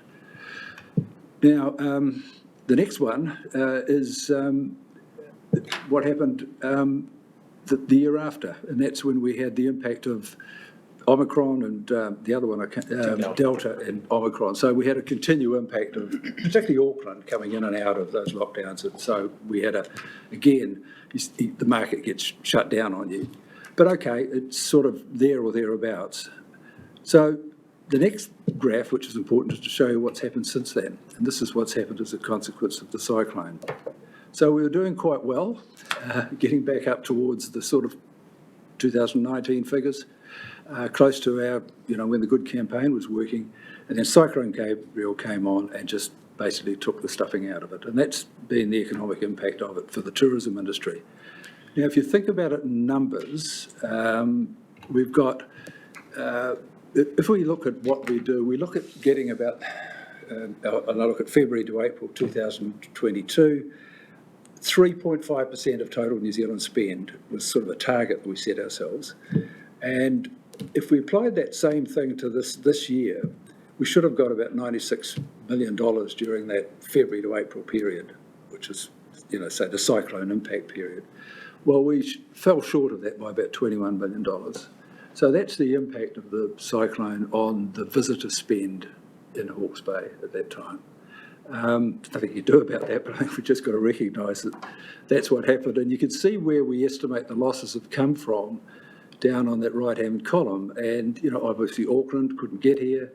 Wellington's, again, this feeling that we won't go to Hawke's Bay because it's difficult or they don't want us or there's nothing to do and those sorts of things. So we had a real perception problem to get over. So it's talking about that I'm going to hand over to Hamish now and just take us through, okay, what do we do about that and where do we go to from here? But that gives you a feel for, it has had a big impact.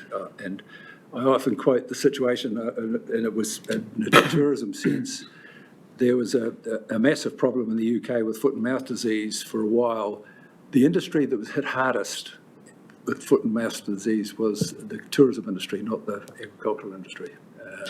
And we can see here, I'm not saying we're as bad as some of the agricultural industries here, but it does have an impact on visitor attitudes. So that can be overcome, and that's our plan to do that, but we'll be getting on with that job. So for those few words, I'll just hand over to Hamish to talk about what you've been doing. Great. Thank you. Thank you, George. So the day of the cyclone, a couple of days leading up to, the cruise ships had already made cancellations to visit our port.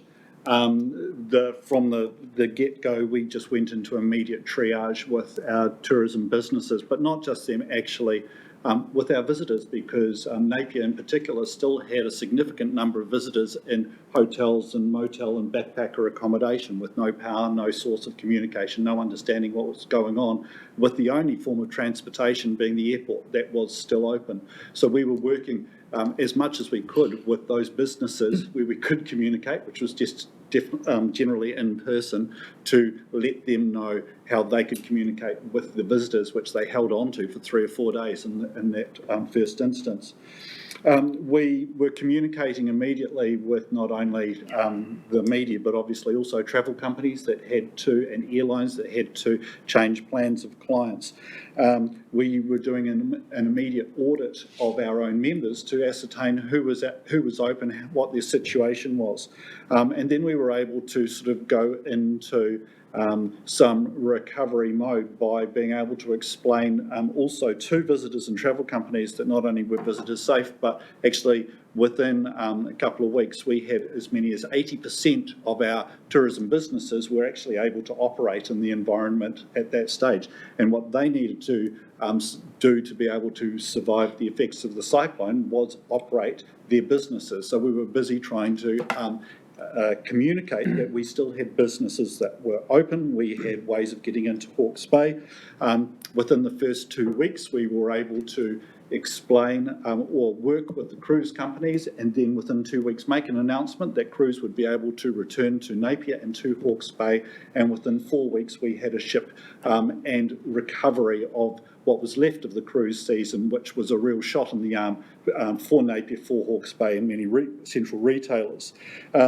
We are still, and have been still managing the perceptions of the safety and the weather conditions of travelling to Hawke's Bay, around roads, that type of thing. And we have done actually roughly a 60-day campaign of tourism businesses talking directly to our consumers through a live from Hawke's Bay campaign. So one tourism operator or one representative of our region per day saying, I'm speaking to you live from Hawke's Bay. I'm going to play the wrap-up video of that for you now. I'm hoping it's not going to sound too loud. We'll see if anybody's got the remote, just in case it's noisy.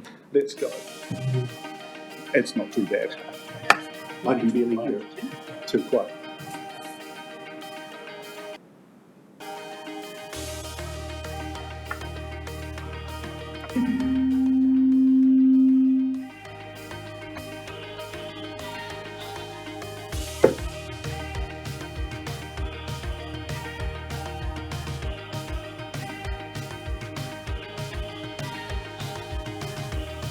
While this is playing, I should also note that we did put a proposal together also as part of the ongoing recovery to MBIE, requesting funding to assist us with marketing, further marketing, promotion and recovery funding for the tourism industry. I did get a call on the day of budget from Minister Henare to advise that we would not be getting any additional funding to assist with trying to generate demand to support the tourism in Hawke's Bay.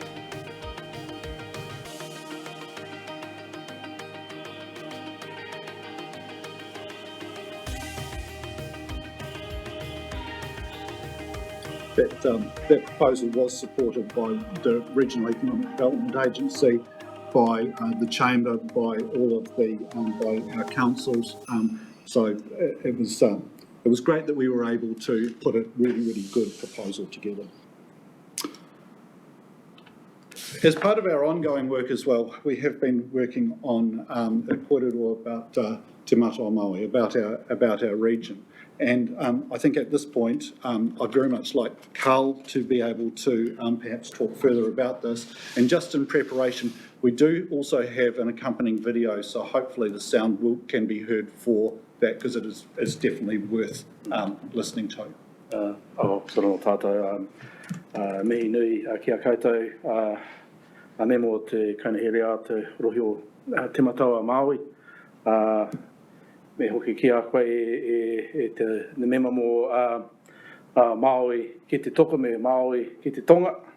Tēnā te mihi atu ki a koutou. So this, what you're about to see here has been a wee bit of time in the pipeline, and it was an initiative, I guess, to serve some dual or the convergence of some aspirations between Hawke's Bay Tourism, Ngā Toi Hawke's Bay as the creative agency, and within a number of people within the Kahungunu fabric, and on that side, this approach was led by Nahui Tomwana, and so the dual aspiration was, one thing was to elevate the identity, the currency identity and profile of the kōrero or Te Matau Māui as part of our regional identity and promotion. The other part too was the horse had already bolted. And so we're seeing a proliferation of all sorts of accounts and versions of this kōrero of Te Matau Māui. So part of the aspiration that informed this too was to try and, I guess, whakatika, to try and get this on the right path, so that as the use and prevalence of the use of Te Matau Māui as a regional identity and name was underpinned with the right sort of cultural integrity in the story and the storytelling and the storytellers. So what you're going to see here is a very, very collaborative effort. And Nahi, we provided most of the cultural leadership for it, with a lot of cultural contributors within it. So what you'll see is the product of a lot of thinking, a lot of kōrero, a lot of collaboration, and also to as a prompt to start to guide further storytelling and the use of cultural narratives in the rohi, and to also, one of the aspirations was to provide a wee bit of what we've referred to as Te Ara Māui, the sort of the Māui highway, because what you'll see here is this kōrero, the story touches on lots of actually specific locations throughout Hawke's Bay, from Waikawa, Portland Island, to Whakapūnaki to Te Metamea. There's physical names and touch points in the cultural landscape from te raki ki te tonga from kia to ki tai. So in the website that backs up behind this, there are 10 of those actual sites profiled as well, with the kōrero as it connects to Māui. So it was also to be able to disperse interest across the wider rohi. Years ago, I was involved with New Zealand Māori tourism. We're advocating for Māui kōrero to start to be proliferated right around the whole country. So the potential here is also to connect with other parts of the Māui fabric of the country and arguably across Te Moananui-a-Akua, right across the Pacific. Hamish, can you make it full screen? Be nice if they got the full. We unfortunately, yeah, sorry, love to. Hopefully we get good sound. Yeah. Sound could perhaps go up a bit. Maui Tiki Tiki Aotaranga was still born. Therefore he was top knot of his mother and cast into the ocean to be one with the sea. While he was floating at sea, great powers were being bestowed on him. The powers of Tangaroa, the powers of Tawhiri Matia, the powers of Tani Mahuta. And he became alive.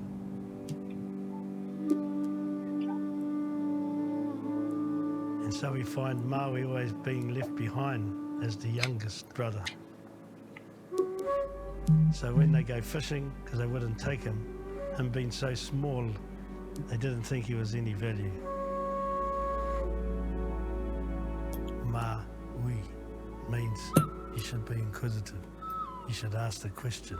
And that is a personification of Maui too. He was very inquisitive. He wanted to know why. Maui's grandmother, Muriranga Whenua, was ecstatic when Maui came to see her. She knew he was the one that she'd pass the knowledge to. Her matau, her jawbone, held the matauranga, all the knowledge of the people at that time. Te Mataua Maui, Maui's fishhook, was fashioned from his grandmother's jawbone. And when his brothers go fishing, he has to hide in the waka. And as they went to sea, they couldn't catch any fish. He exhibited himself and said, "I'm here, let me have a turn." He also showed them that he had his grandmother's jawbone as a hook, which was also showing them that his grandmother had given him the secrets of the depths and the best fishing grounds, but also the tools in order to fish. He kept on dropping the hook in, and his brothers laughed at him because it came up empty, and out of bewilderment he struck his nose and blood flowed onto the hook. He dropped it once again and it hooked into the giant fish of Maui, and he pulled it to the surface.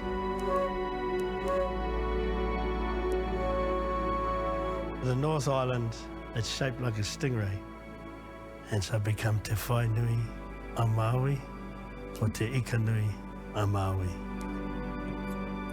And before he went to share it, he wanted to ensure that the proper prayers, incantations, karakia were performed.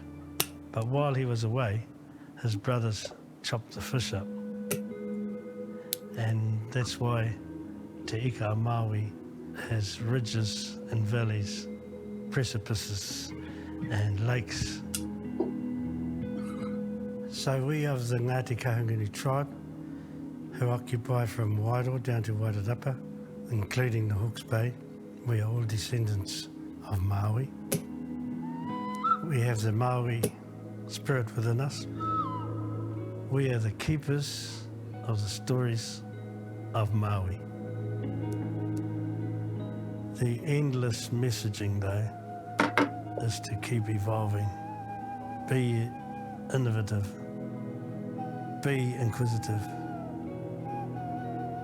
Keep searching for knowledge. Keep searching for new relationships. Keep searching for new ways to support humanity.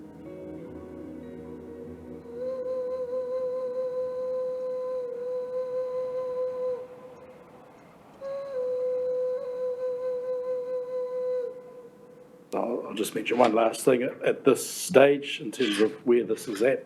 We had a soft launch with Matahiwi Marae, given that they were sort of the centrepiece in the story and the storytelling. And we're in the process of planning a more public launch, but the website has gone live just to be able to enable us some quiet testing and checking with people. But at some point in the future, we look forward to the opportunity for a bit more of a loud bang of a public launch. And certainly can't speak on Ngahiwi's behalf, but he's also very keen timeliness with the cyclone recovery. That the spirit of Maui Pōtiki is very relevant in terms of galvanising the community and being innovative and inquisitive in how we recover and move forward. So it feels the timing just feels quite good. It took a while to get here, but we feel it's well poised. Right. Thank you, Carl. We are terribly proud of this mahi, and it has come about also through funding that was received as part of the COVID recovery. It was funding called STAPT, Strategic Tourism Asset Protection Program, but also done in partnership with Ngā Toi Hawke's Bay, so very much taking on a partnership with the arts sector as well. Which was Ministry of Culture and Heritage funding as well. What we aim to provide to the tourism industry is a safe place from which they can operate and tell the stories appropriately and actually start to access it with authority and with support. And this is it's seen by many to be quite a unique engagement within New Zealand about how you actually infuse this type of narrative into the tourism industry in the most appropriate way. And I think it's taken, as Carl says, it's been a bit of a journey, but I think the commitment that people have got to it now means that this is going to be quite successful for this region. Just by way of introducing Hamish Prince, I should have mentioned that Hamish is also the chair of the Tourism Industry Association, who are sort of our owners, and also deputy chair of this tourism board. But I'll just hand over to Hamish to talk a little bit about that experience. Thank you, George, and good afternoon, everybody. Hamish Prinz, chair of Hawke's Bay Tourism Association. Thank you for your time. So cyclone time for our business was obviously a bit of a bombshell, but pre-cyclone, just part of the role that the tourism industry has played. We were contacted by companies from out of town to get people off the East Coast, basically, to try and fly them out of the region. Was not that possible. So we actually trucked or transported people to Taupo so they could go north, and that's part of the tourism role as we could see. And as you can see with the figures there that George has presented, I'm quite sure you can see that we are in good hands when things are going very, very well. Don't think anybody's really wanting anything other than some great support. And the things that Carl and Hamish have put together here is just quite immense for the region. But going forth with the region, you could see how the whole community here does not fully live on the back of tourism, but there's a very, very strong influence here with all the events and everything that we do run. So, I can assure you we're in good hands where we are at this present point. So that's about really all from me, but thank you. And you're back in business. We're all back in business, exactly, which we're all trying to do, and it will come back. Fortunately, summer is looking bright, and we're not the only people in this room I know that have been knocked around, so thank you. Great, well, thanks for that presentation. If you've got more, there's one last slide, which is, I think, a focus on recovery as well. Another project that we've been working on for the last couple of years has been the development of Hawke's Bay's inclusion and in a global network, Great Wine Capitals. This is a partnership initiative. We have a partnership from Napier City Council, Hastings District Council, Hawke's Bay Tourism, obviously, Hawke's Bay Wine Growers and Hawke's Bay Airport Limited. It is a global network. We are the only grouping in New Zealand that is part of the Great Wine Capitals. So we are the 12th. We are an excellent company. We are aiming to host the global AGM in Hawke's Bay in a few years. There are great benefits beyond tourism that are about knowledge exchange, skills, great connections across the world. And, you know, we're not seeing this as just being about Hawke's Bay, but in fact, we've got the opportunity to represent Aotearoa New Zealand as part of this initiative.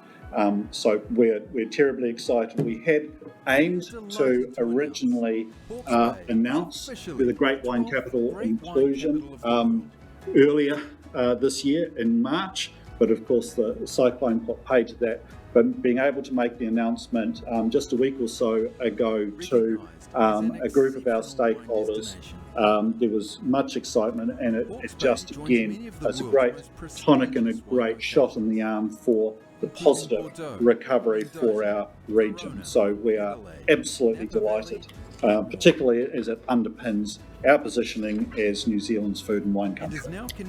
Thanks, Hamish. I'll just make a comment. We are the 12th. We're not ranked 12th. Some people, oh, you're only 12th. No, we're ranked equal, but we are the only region, New Zealand, who has been selected to be a great wine capital, and that's because we are the second biggest wine region.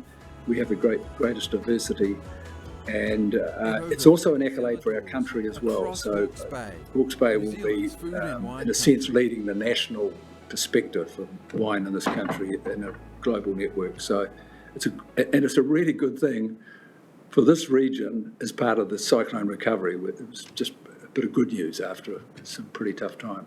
So, Mr. Chair, that's our presentation. I'm more than happy to take questions. Excellent. All right, look, thanks so much for your presentation. Good to see you after such a long time.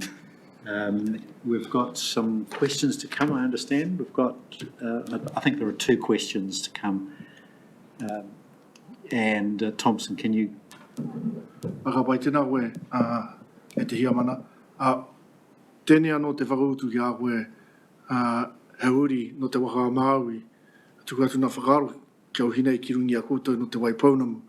O tira kei te taupunga o te waka a Māui, tēnei anō ka whakautu pēnei nā. Kia whakauru atu rā i ngā huatapu o Māui mua, Māui roto, Māui pai, Māui taha, Māui tiki tiki a Taranga. Kia tapu nui tana tapu, tapu roa tana tapu.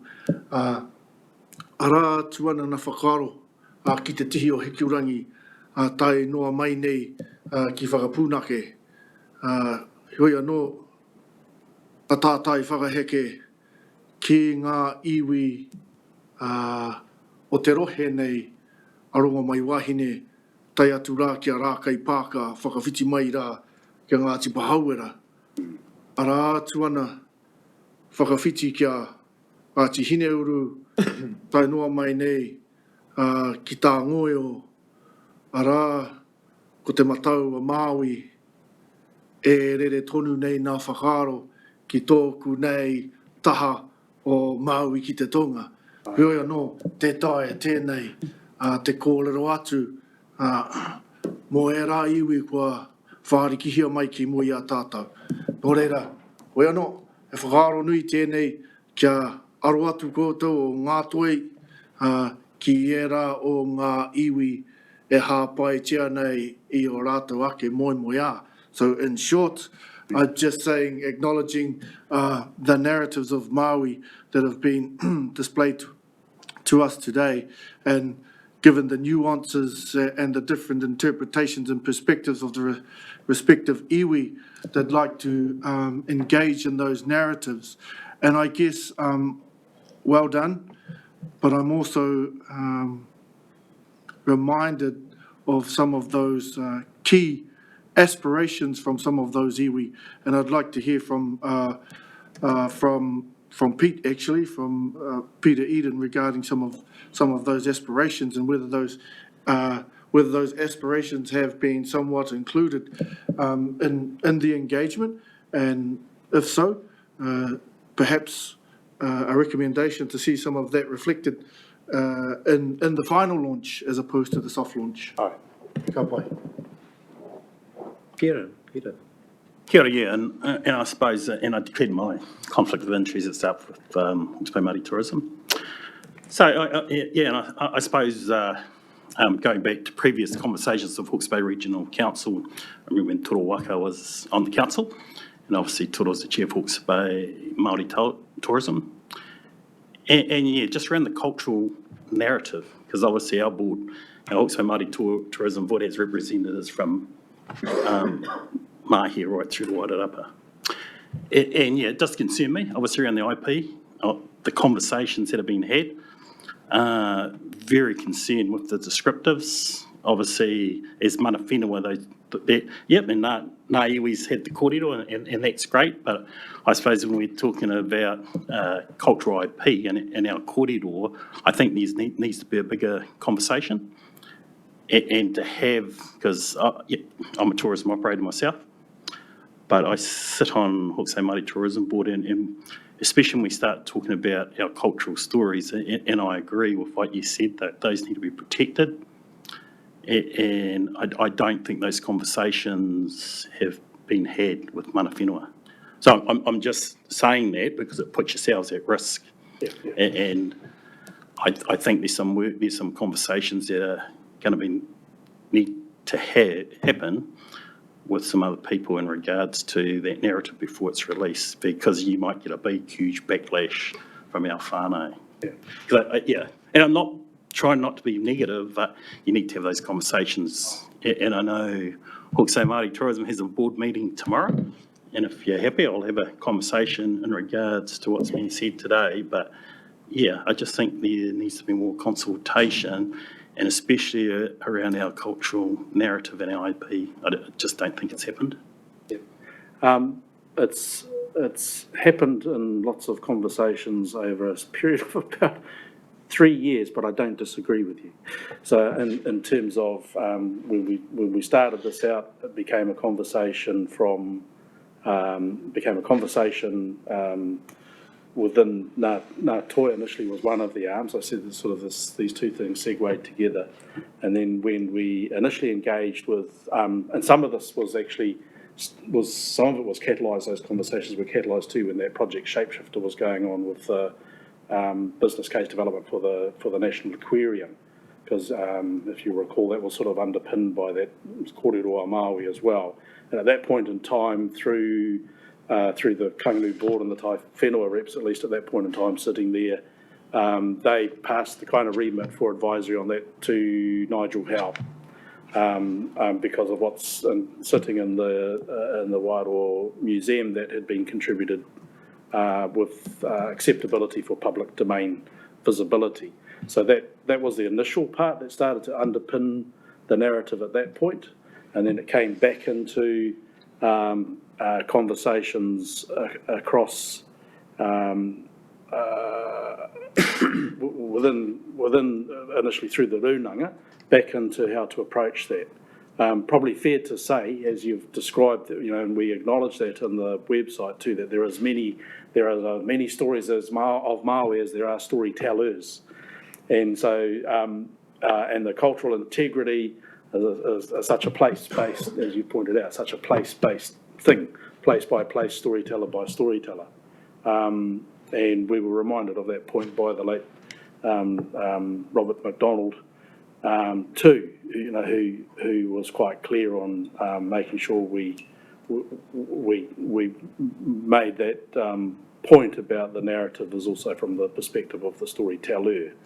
So we've tried to accommodate that as far as possible, and then the intent is, as you've said, the intent is in an ideal world, and I say an ideal world because we kind of want to get second legs to this, to be able to get down to those very site-based storytelling and storytellers, so that we can start to proliferate that out across the rohi. So you're right that the consultation hasn't been everywhere. And so we had to rely on, I guess, the directions that we were given into storytelling and storytellers, and I guess in some regards that defensibility then sitting on the shoulders of those people as well. I must say, I sit on Mana Herere, I work for Pahuera, I sit on the Tai Whenua board, Chair Marae, and I haven't had any of those conversations, so just, need to make that a point. Yeah. And from from a PSG perspective, I'd have concerns. So I just need to, and I need to say that because obviously it'll come up in our board meeting. Yeah, so hoping to get out with, because what you haven't seen too is, I guess, is too, like you say, is to get those subsidiary kind of narratives, those base placements. And not taking anything away from your presentation, but I just need to illustrate that on behalf of Mana Whenua, especially when I sit on a board table, because I couldn't go back to the board meeting and say I didn't raise that. And I think Toru has raised that on a number of occasions on behalf of Ngāti Pahuera. All right, well, we need to move on, so thank you for that. Just one last thing on IP, we need to just check out that branding and icon, because it's something that was for the HBRIC branding and icon was very, very similar. So we're just going to need to manage that quite closely, to that which has gone through our Māori committee. So look, thank you so much for your coming in today, and keep up the good work, and we will see you in 6 months' time. So, Thanks very much. We appreciate your time. Thank you. Committee, we've got a recommendation to receive a report. Do I have a mover for that? Thank you, Councillor Harding. Second, Councillor Hokianga. You wish to speak? Just very briefly, and as our presenters are departing, I just want to commend you on the bravery and the commitment both from Hawke's Bay Tourism and Ngāti Kahungunu to tell the story, knowing that there are many stories. And I just hope that this is a catalyst for us hearing those many stories. Thank you. Thank you. We realise it's a journey and we've started it. All right. Did you wish to speak, Dr.? So all those in favour of receiving the report say aye. Aye. Those against will say no. Go. Thank you. Committee, we've got somewhat pressed for time. Our 20 minutes landed us half an hour more.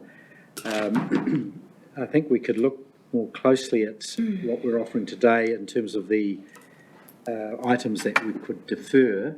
And I think we can look at deferring item 12, the impacts recognition and disclosure update. We can do that at council.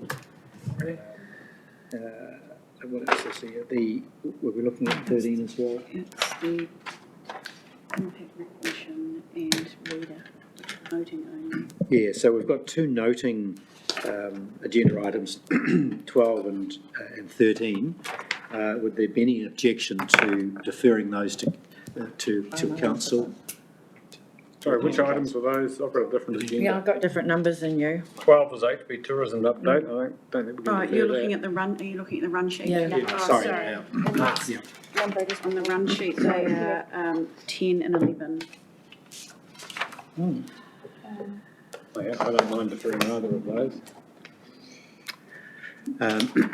So the two items that we potentially can defer are 12 and 13 on the agenda. And what are they in the run sheet? 10 and 11 on the run sheet. Is there anything urgent and burning in those items that you wanted to raise now, or in which case we can run with them?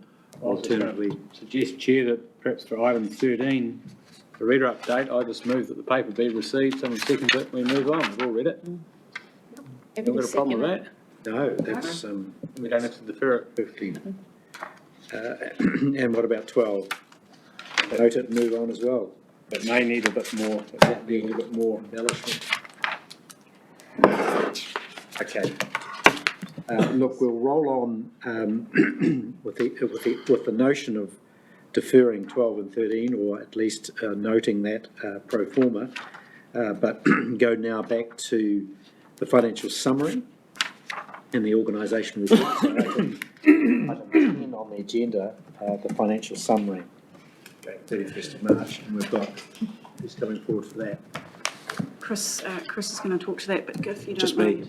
mind, if you don't mind, Neil, can I just open up with a couple of statements on this? And I think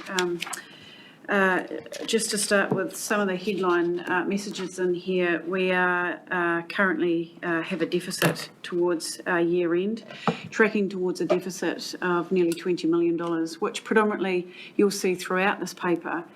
It is because of the cyclone. Everything at the moment I can serve to you is because of the cyclone. I think what we try and portray in here, though, is a differential. So in some of the OPEX and the CAPEX numbers, what you'll see is we've actually started to split out where you've got asset management as a BAU, but also the cyclone. So whilst you see an underspend on one side, you'll see a significant overspend on the other. It's quite difficult to land for you, actually, if we didn't have the cyclone, what would it mean?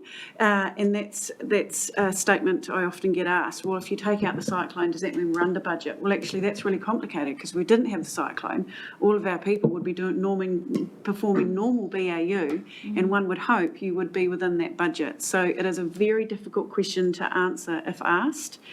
I will also finally point that the predicted deficit at year end, that's not my gap.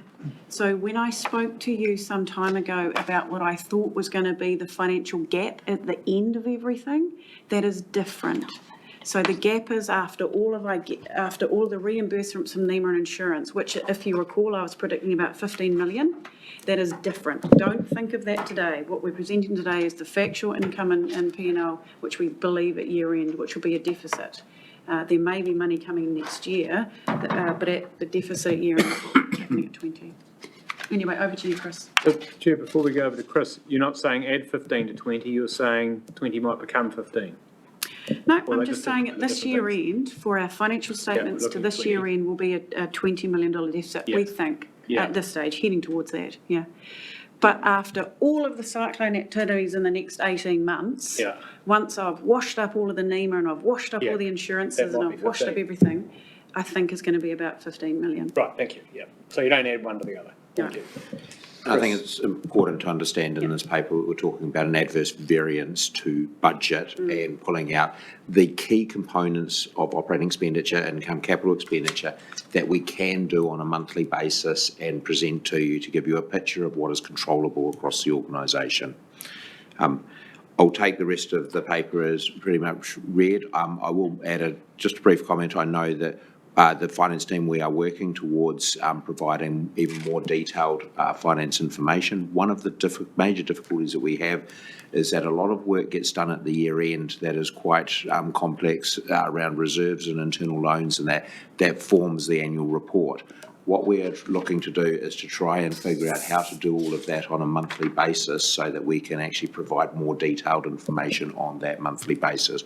It's not something that has been done by council before. It's not something that's done in many councils around the place. I think councils are picking up the game in terms of what their regular governance and management reporting is doing, and we're trying to work on that as well at this point in time. Thanks very much, Chris. You've had a chance to look at the numbers there, knowing how murky the situation is. Are there any questions on what you've seen to date? Councillor Hokianga. Just of that, the organisation performance report, and just looking at some of the underspend.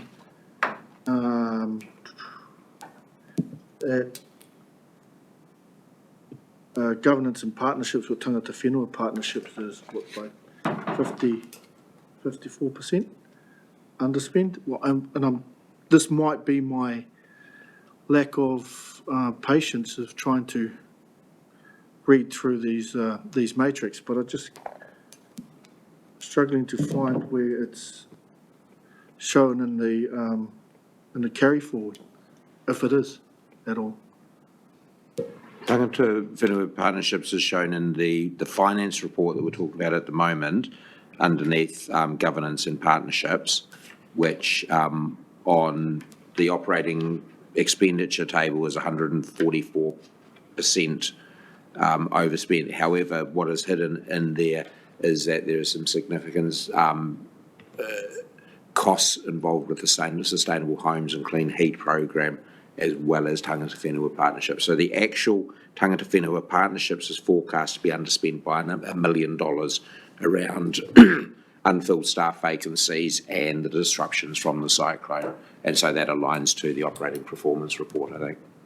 Okay, just recent conversations and discussions that have happened over the last couple of days kind of indicates that there's a strong willingness from councillors to look at some significant investment in that engagement with mana whenua, and I just made a wide berthing assumption that we might be able to locate some of that resource in that space, but if that's already sort of tied up. Defer to Perry to... Yep, Katrina.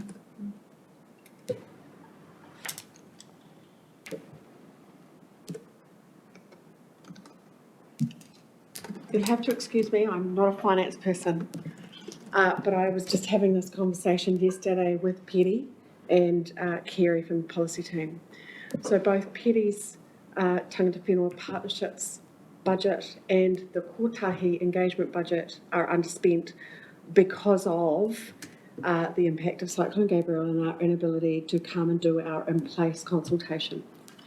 We are having conversations about those amounts of money being underspent with finance and trying to get those carried forward so that we can then allocate those amounts of money to engagement in that recovery, kotahi, place-to-place conversations, whatever that might be. So I guess it's simply a statement from me to say, yes, we are trying to carry forward those budgets, and yes, we will be allocating that to engagement with iwi Māori. And just to add to that, because obviously we've spoken with Treasury the other week just about the whole engagement strategy, and for mana whenua, a lot of mana whenua are saying it's been ineffective. So can some of that funding be allocated in regards to that communication process? So no, just asking the question because obviously we're talking to government and our whānau are saying to us that there's a breakdown somewhere in the process. And then as a representative of our whānau, then obviously we're having those conversations with government direct. And whether it's through the regional council, Hastings District Council, Napier City Council, I suppose that's the messaging that's going through. But if there's a budget underspend, then can that be reshaped? I suppose that's what Thompson's... Look, that's essentially what I'm saying, that we will be trying to reshape and spend that money, not only to achieve what we need to achieve in terms of outcomes for our Te Mana o Te Wai statements, our vision and values, but also how do we use that to facilitate the recovery planning that you are all undertaking as well. So we're just kind of trying to navigate that, noting that this money is from council's budgets for essentially to deliver kotahi, but given where we are currently, the focus being on recovery, how do we then build in the work that we need to do on kotahi into the work that you've got to do on recovery? And I think there is some really close alignment there, and we just need to work through that. Yeah, because I know, just as an example, mental health down Prongaho, issues have been raised, and then if we need to put some resource in as part of the recovery process, then you'd see some of the, I don't know, I'm just saying some of the potential funders support our whānau down Prongaho. And totally understand that, but that doesn't come from this. I think we are still needing to work with central government to provide funding to iwi Māori in the recovery space, which is yet to come. And then it just puts a better conversation when we're talking to government about the response. You know, it's far better to be in a positive conversation than a negative conversation saying about mana whenua ain't being resourced. I'm just saying it from a strategic point for Hawke's Bay Regional Council in those discussions that we're having on a weekly basis with government, it'll put us in a better place. That's me. Look, thank you, and you raised a good point, both Thompson and yourself. And I think the point that we need to note when we come to adopt the annual plan is there sufficient flexibility in the carry forwards to apply them for variable purposes, possibly within but possibly outside the original OPEX allocation. Does that make sense? That perhaps we can get some opinion on that to determine whether we've got sufficient flexibility if we carry something forward for it to be expended in slightly different ways. I think it'd have to agree with the intent of the original approval of the LTP and the annual plan. So it's either carried forward or recast. Yeah. So, all right, Zan, you've got Try and make it very quick. Thank you, Chair. Look, probably a question for Susie or Chris. So look at headline loss, $21 million. I'm just trying to relate that to the level of carry forwards and look at the underlying business. And I know there's so probably the easiest way to look at it is how does the level of the OPEX carry forwards at $6 million approximately, how's that compared to a normal year? Is that about the same? Is that quite a lot more? It's a lot less. Just trying to think, it's a little bit less than it was last year in there, but we've been quite tight on saying, actually, we only want to carry forward stuff that we really understand that we can spend in the future year. So I think I can take it from that, thank you, that the best headline number is the 21 million for the loss rather than 21.6 or some portion of that 6. Thank you. All right, sorry, you wanted to comment? I can just add to it, no, it's fine. All right, look, let's move on. Can we have a mover to receive the report? Councillor Williams, second and Councillor Harding. Any comment from either of you? No. I'll put the resolution that we receive the report. All those in favour will say aye. Aye. Those against will say no. That's carried. I think we'll just tip straight into the organisational performance report, which you would have seen in your pack, and we'll take it as read. It's probably one of the most momentous quarters we've had for a long time.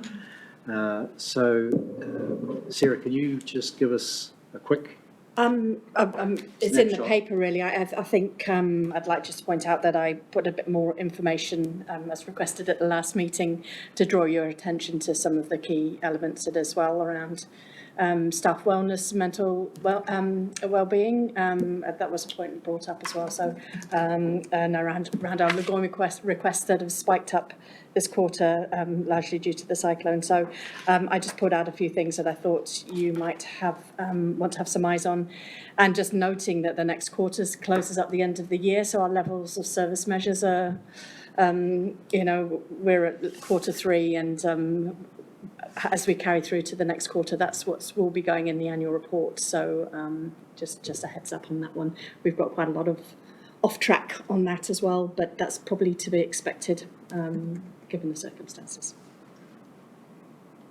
Questions? I just had a question because it just appeared, the staff turnover, like you just said, appears quite high. So you just wonder whether, I'm not saying in the culture, but you must do an exit interview and to see what people are leaving. It'll be interesting because, you value staff and you want to keep staff, and when you replace staff, it's a cost. So it'd be important to mostly have a breakdown what people are possibly leaving. And I know there's enough challenges, but 20% is quite a high staff turnover, and just when it goes on a balance sheet, it affects it right through the whole organisation. So just, I don't know what's being done in that area. You just talk about wellbeing there, but identifying from cause. the PNC team who put I get the information from. Q3 is just after Christmas. There's usually a bit of a spike in resignations anyway, but obviously I think it was just an unfortunate quarter, I think, with a lot of turnover. And I'm sure that will come out in the exit interviews. I don't know how quickly they turn around that information. I don't know how many people left because of the cyclone, but I can get some more information and pass that through. Susie, have you got any more insight? To be frank, we do often talk about this in ELT, and there's nothing substantial in terms of issues with the organisation. What we have found in the new year, post-COVID, post-borders opening, we've had quite a few staff go overseas. We've tried to, on a number of occasions, put some of those on long-term leave as opposed to a resignation, so that we're hoping that they will come back in the next 12 months. So that was sort of a tactic we employed recently to try and retain some of those staff. But certainly exit interviews, we will take deep dives, but there's no particular issues that I'm aware of coming in through that HR space. Or also whether or not it's a particular business unit in its own right, so they're consistent across the board. Thank you. Any further questions from the committee? There being none, can I have a mover to receive the report? Thank you, Councillor Ormsby, seconded Councillor Hokianga. Any comment from? No? Any other comment? Councillor Williams. Just to note, again, the outstanding performance of the consents team of 100% on time consenting. That's the second or third year report in a row I've seen like that, and I think that's an incredible effort. So, well done there. Yes, well done to the consents team. Thank you, Councillor Williams. Look, I'll put that recommendation. All those in favour will say aye. Aye. Those against will say no. Thank you so much, Sarah. Thank you. Job well done. Fantastic. Right. So we'll pose the question again. Deferral of the cyclone impact disclosure update. You're comfortable to defer that? Agenda item 13 on the agenda, Economic Development Agency 1 year update. Do you saying we're back on track time-wise? So we can run with this one? Michael Basic books. No, we won't. We'll take it as read. Do you think? Yeah, both papers. Both two noting papers. Do you want to defer or do you want to note them? Just simply to note them and move on. Okay. Can I have a mover to note those the paper in regard to the Cyclone Gabrielle impacts and recognition update? Yep. Thank you, Councillor Harding. Councillor Williams, happy to do that. Thank you. And what does that mean? Is that dealt with, or are we carrying it over? No, we're dealing with it, but it's noted and recommended that it go to council. It's effectively receiving it, in other words. Yes, so we're receiving it. I did have one question about it, that was all. Ask away. Well, what, in practical terms, are the implications for this organisation of having a qualified audit opinion? Does our credit rating go through the floor? Can we not borrow as much? Do we, just paint a picture of what that actually means in real world, day-to-day terms for this organisation.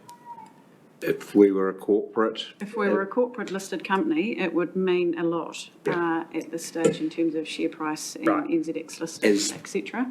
As we are, the four people that read the report may look at it, but there'll be a good explanation that it's related to effects of the cyclone. I don't think for anything for the LGFA on our borrowing, our investment strategies or anything, it'll have any real impact. Thank you. It will get noted in the media, but there will be no. We do, the only one caveat to that though is I will need to just double check on a number of our government funding programs, whether or not they have a caveat in them around financial statements. That is the only qualification to that whole answer I've just given you. If there is any fish hooks in our major grant programs, which I will double check. And your auditors will try and put their price in. The auditors will try and put the price up. All right, okay. Okay, well, thank you. I'm happy to move that it be noted on that basis. Thank you, Councillor. All those in favour of receiving that report will say, or noting that report will say aye. Aye. Those against will say no, and it's carried. I think we'll run quickly through the Economic Development Agency 1 year update. Michael Bassett Brooks is actually. He's not here. Okay, he's left the building. Elvis has left the building. That it's noted. Happy that it's noted. Just noted. Yep. Happy to note. Yep. So we've had that noted. Those in favour of noting it will say aye. Those against will say no. That is carried. So it's duly noted. Right, so we don't need to hold that one over. We've had Hawke's Bay Tourism. Thank you for that. There are no minor items on the agenda. No one's raised those. So we go to a public excluded. Can I have a mover to move into public excluded? Councillor Ormsby, Councillor Sears, Those in favour of going to public excluded will say aye. Those against will say no. That's carried. We're now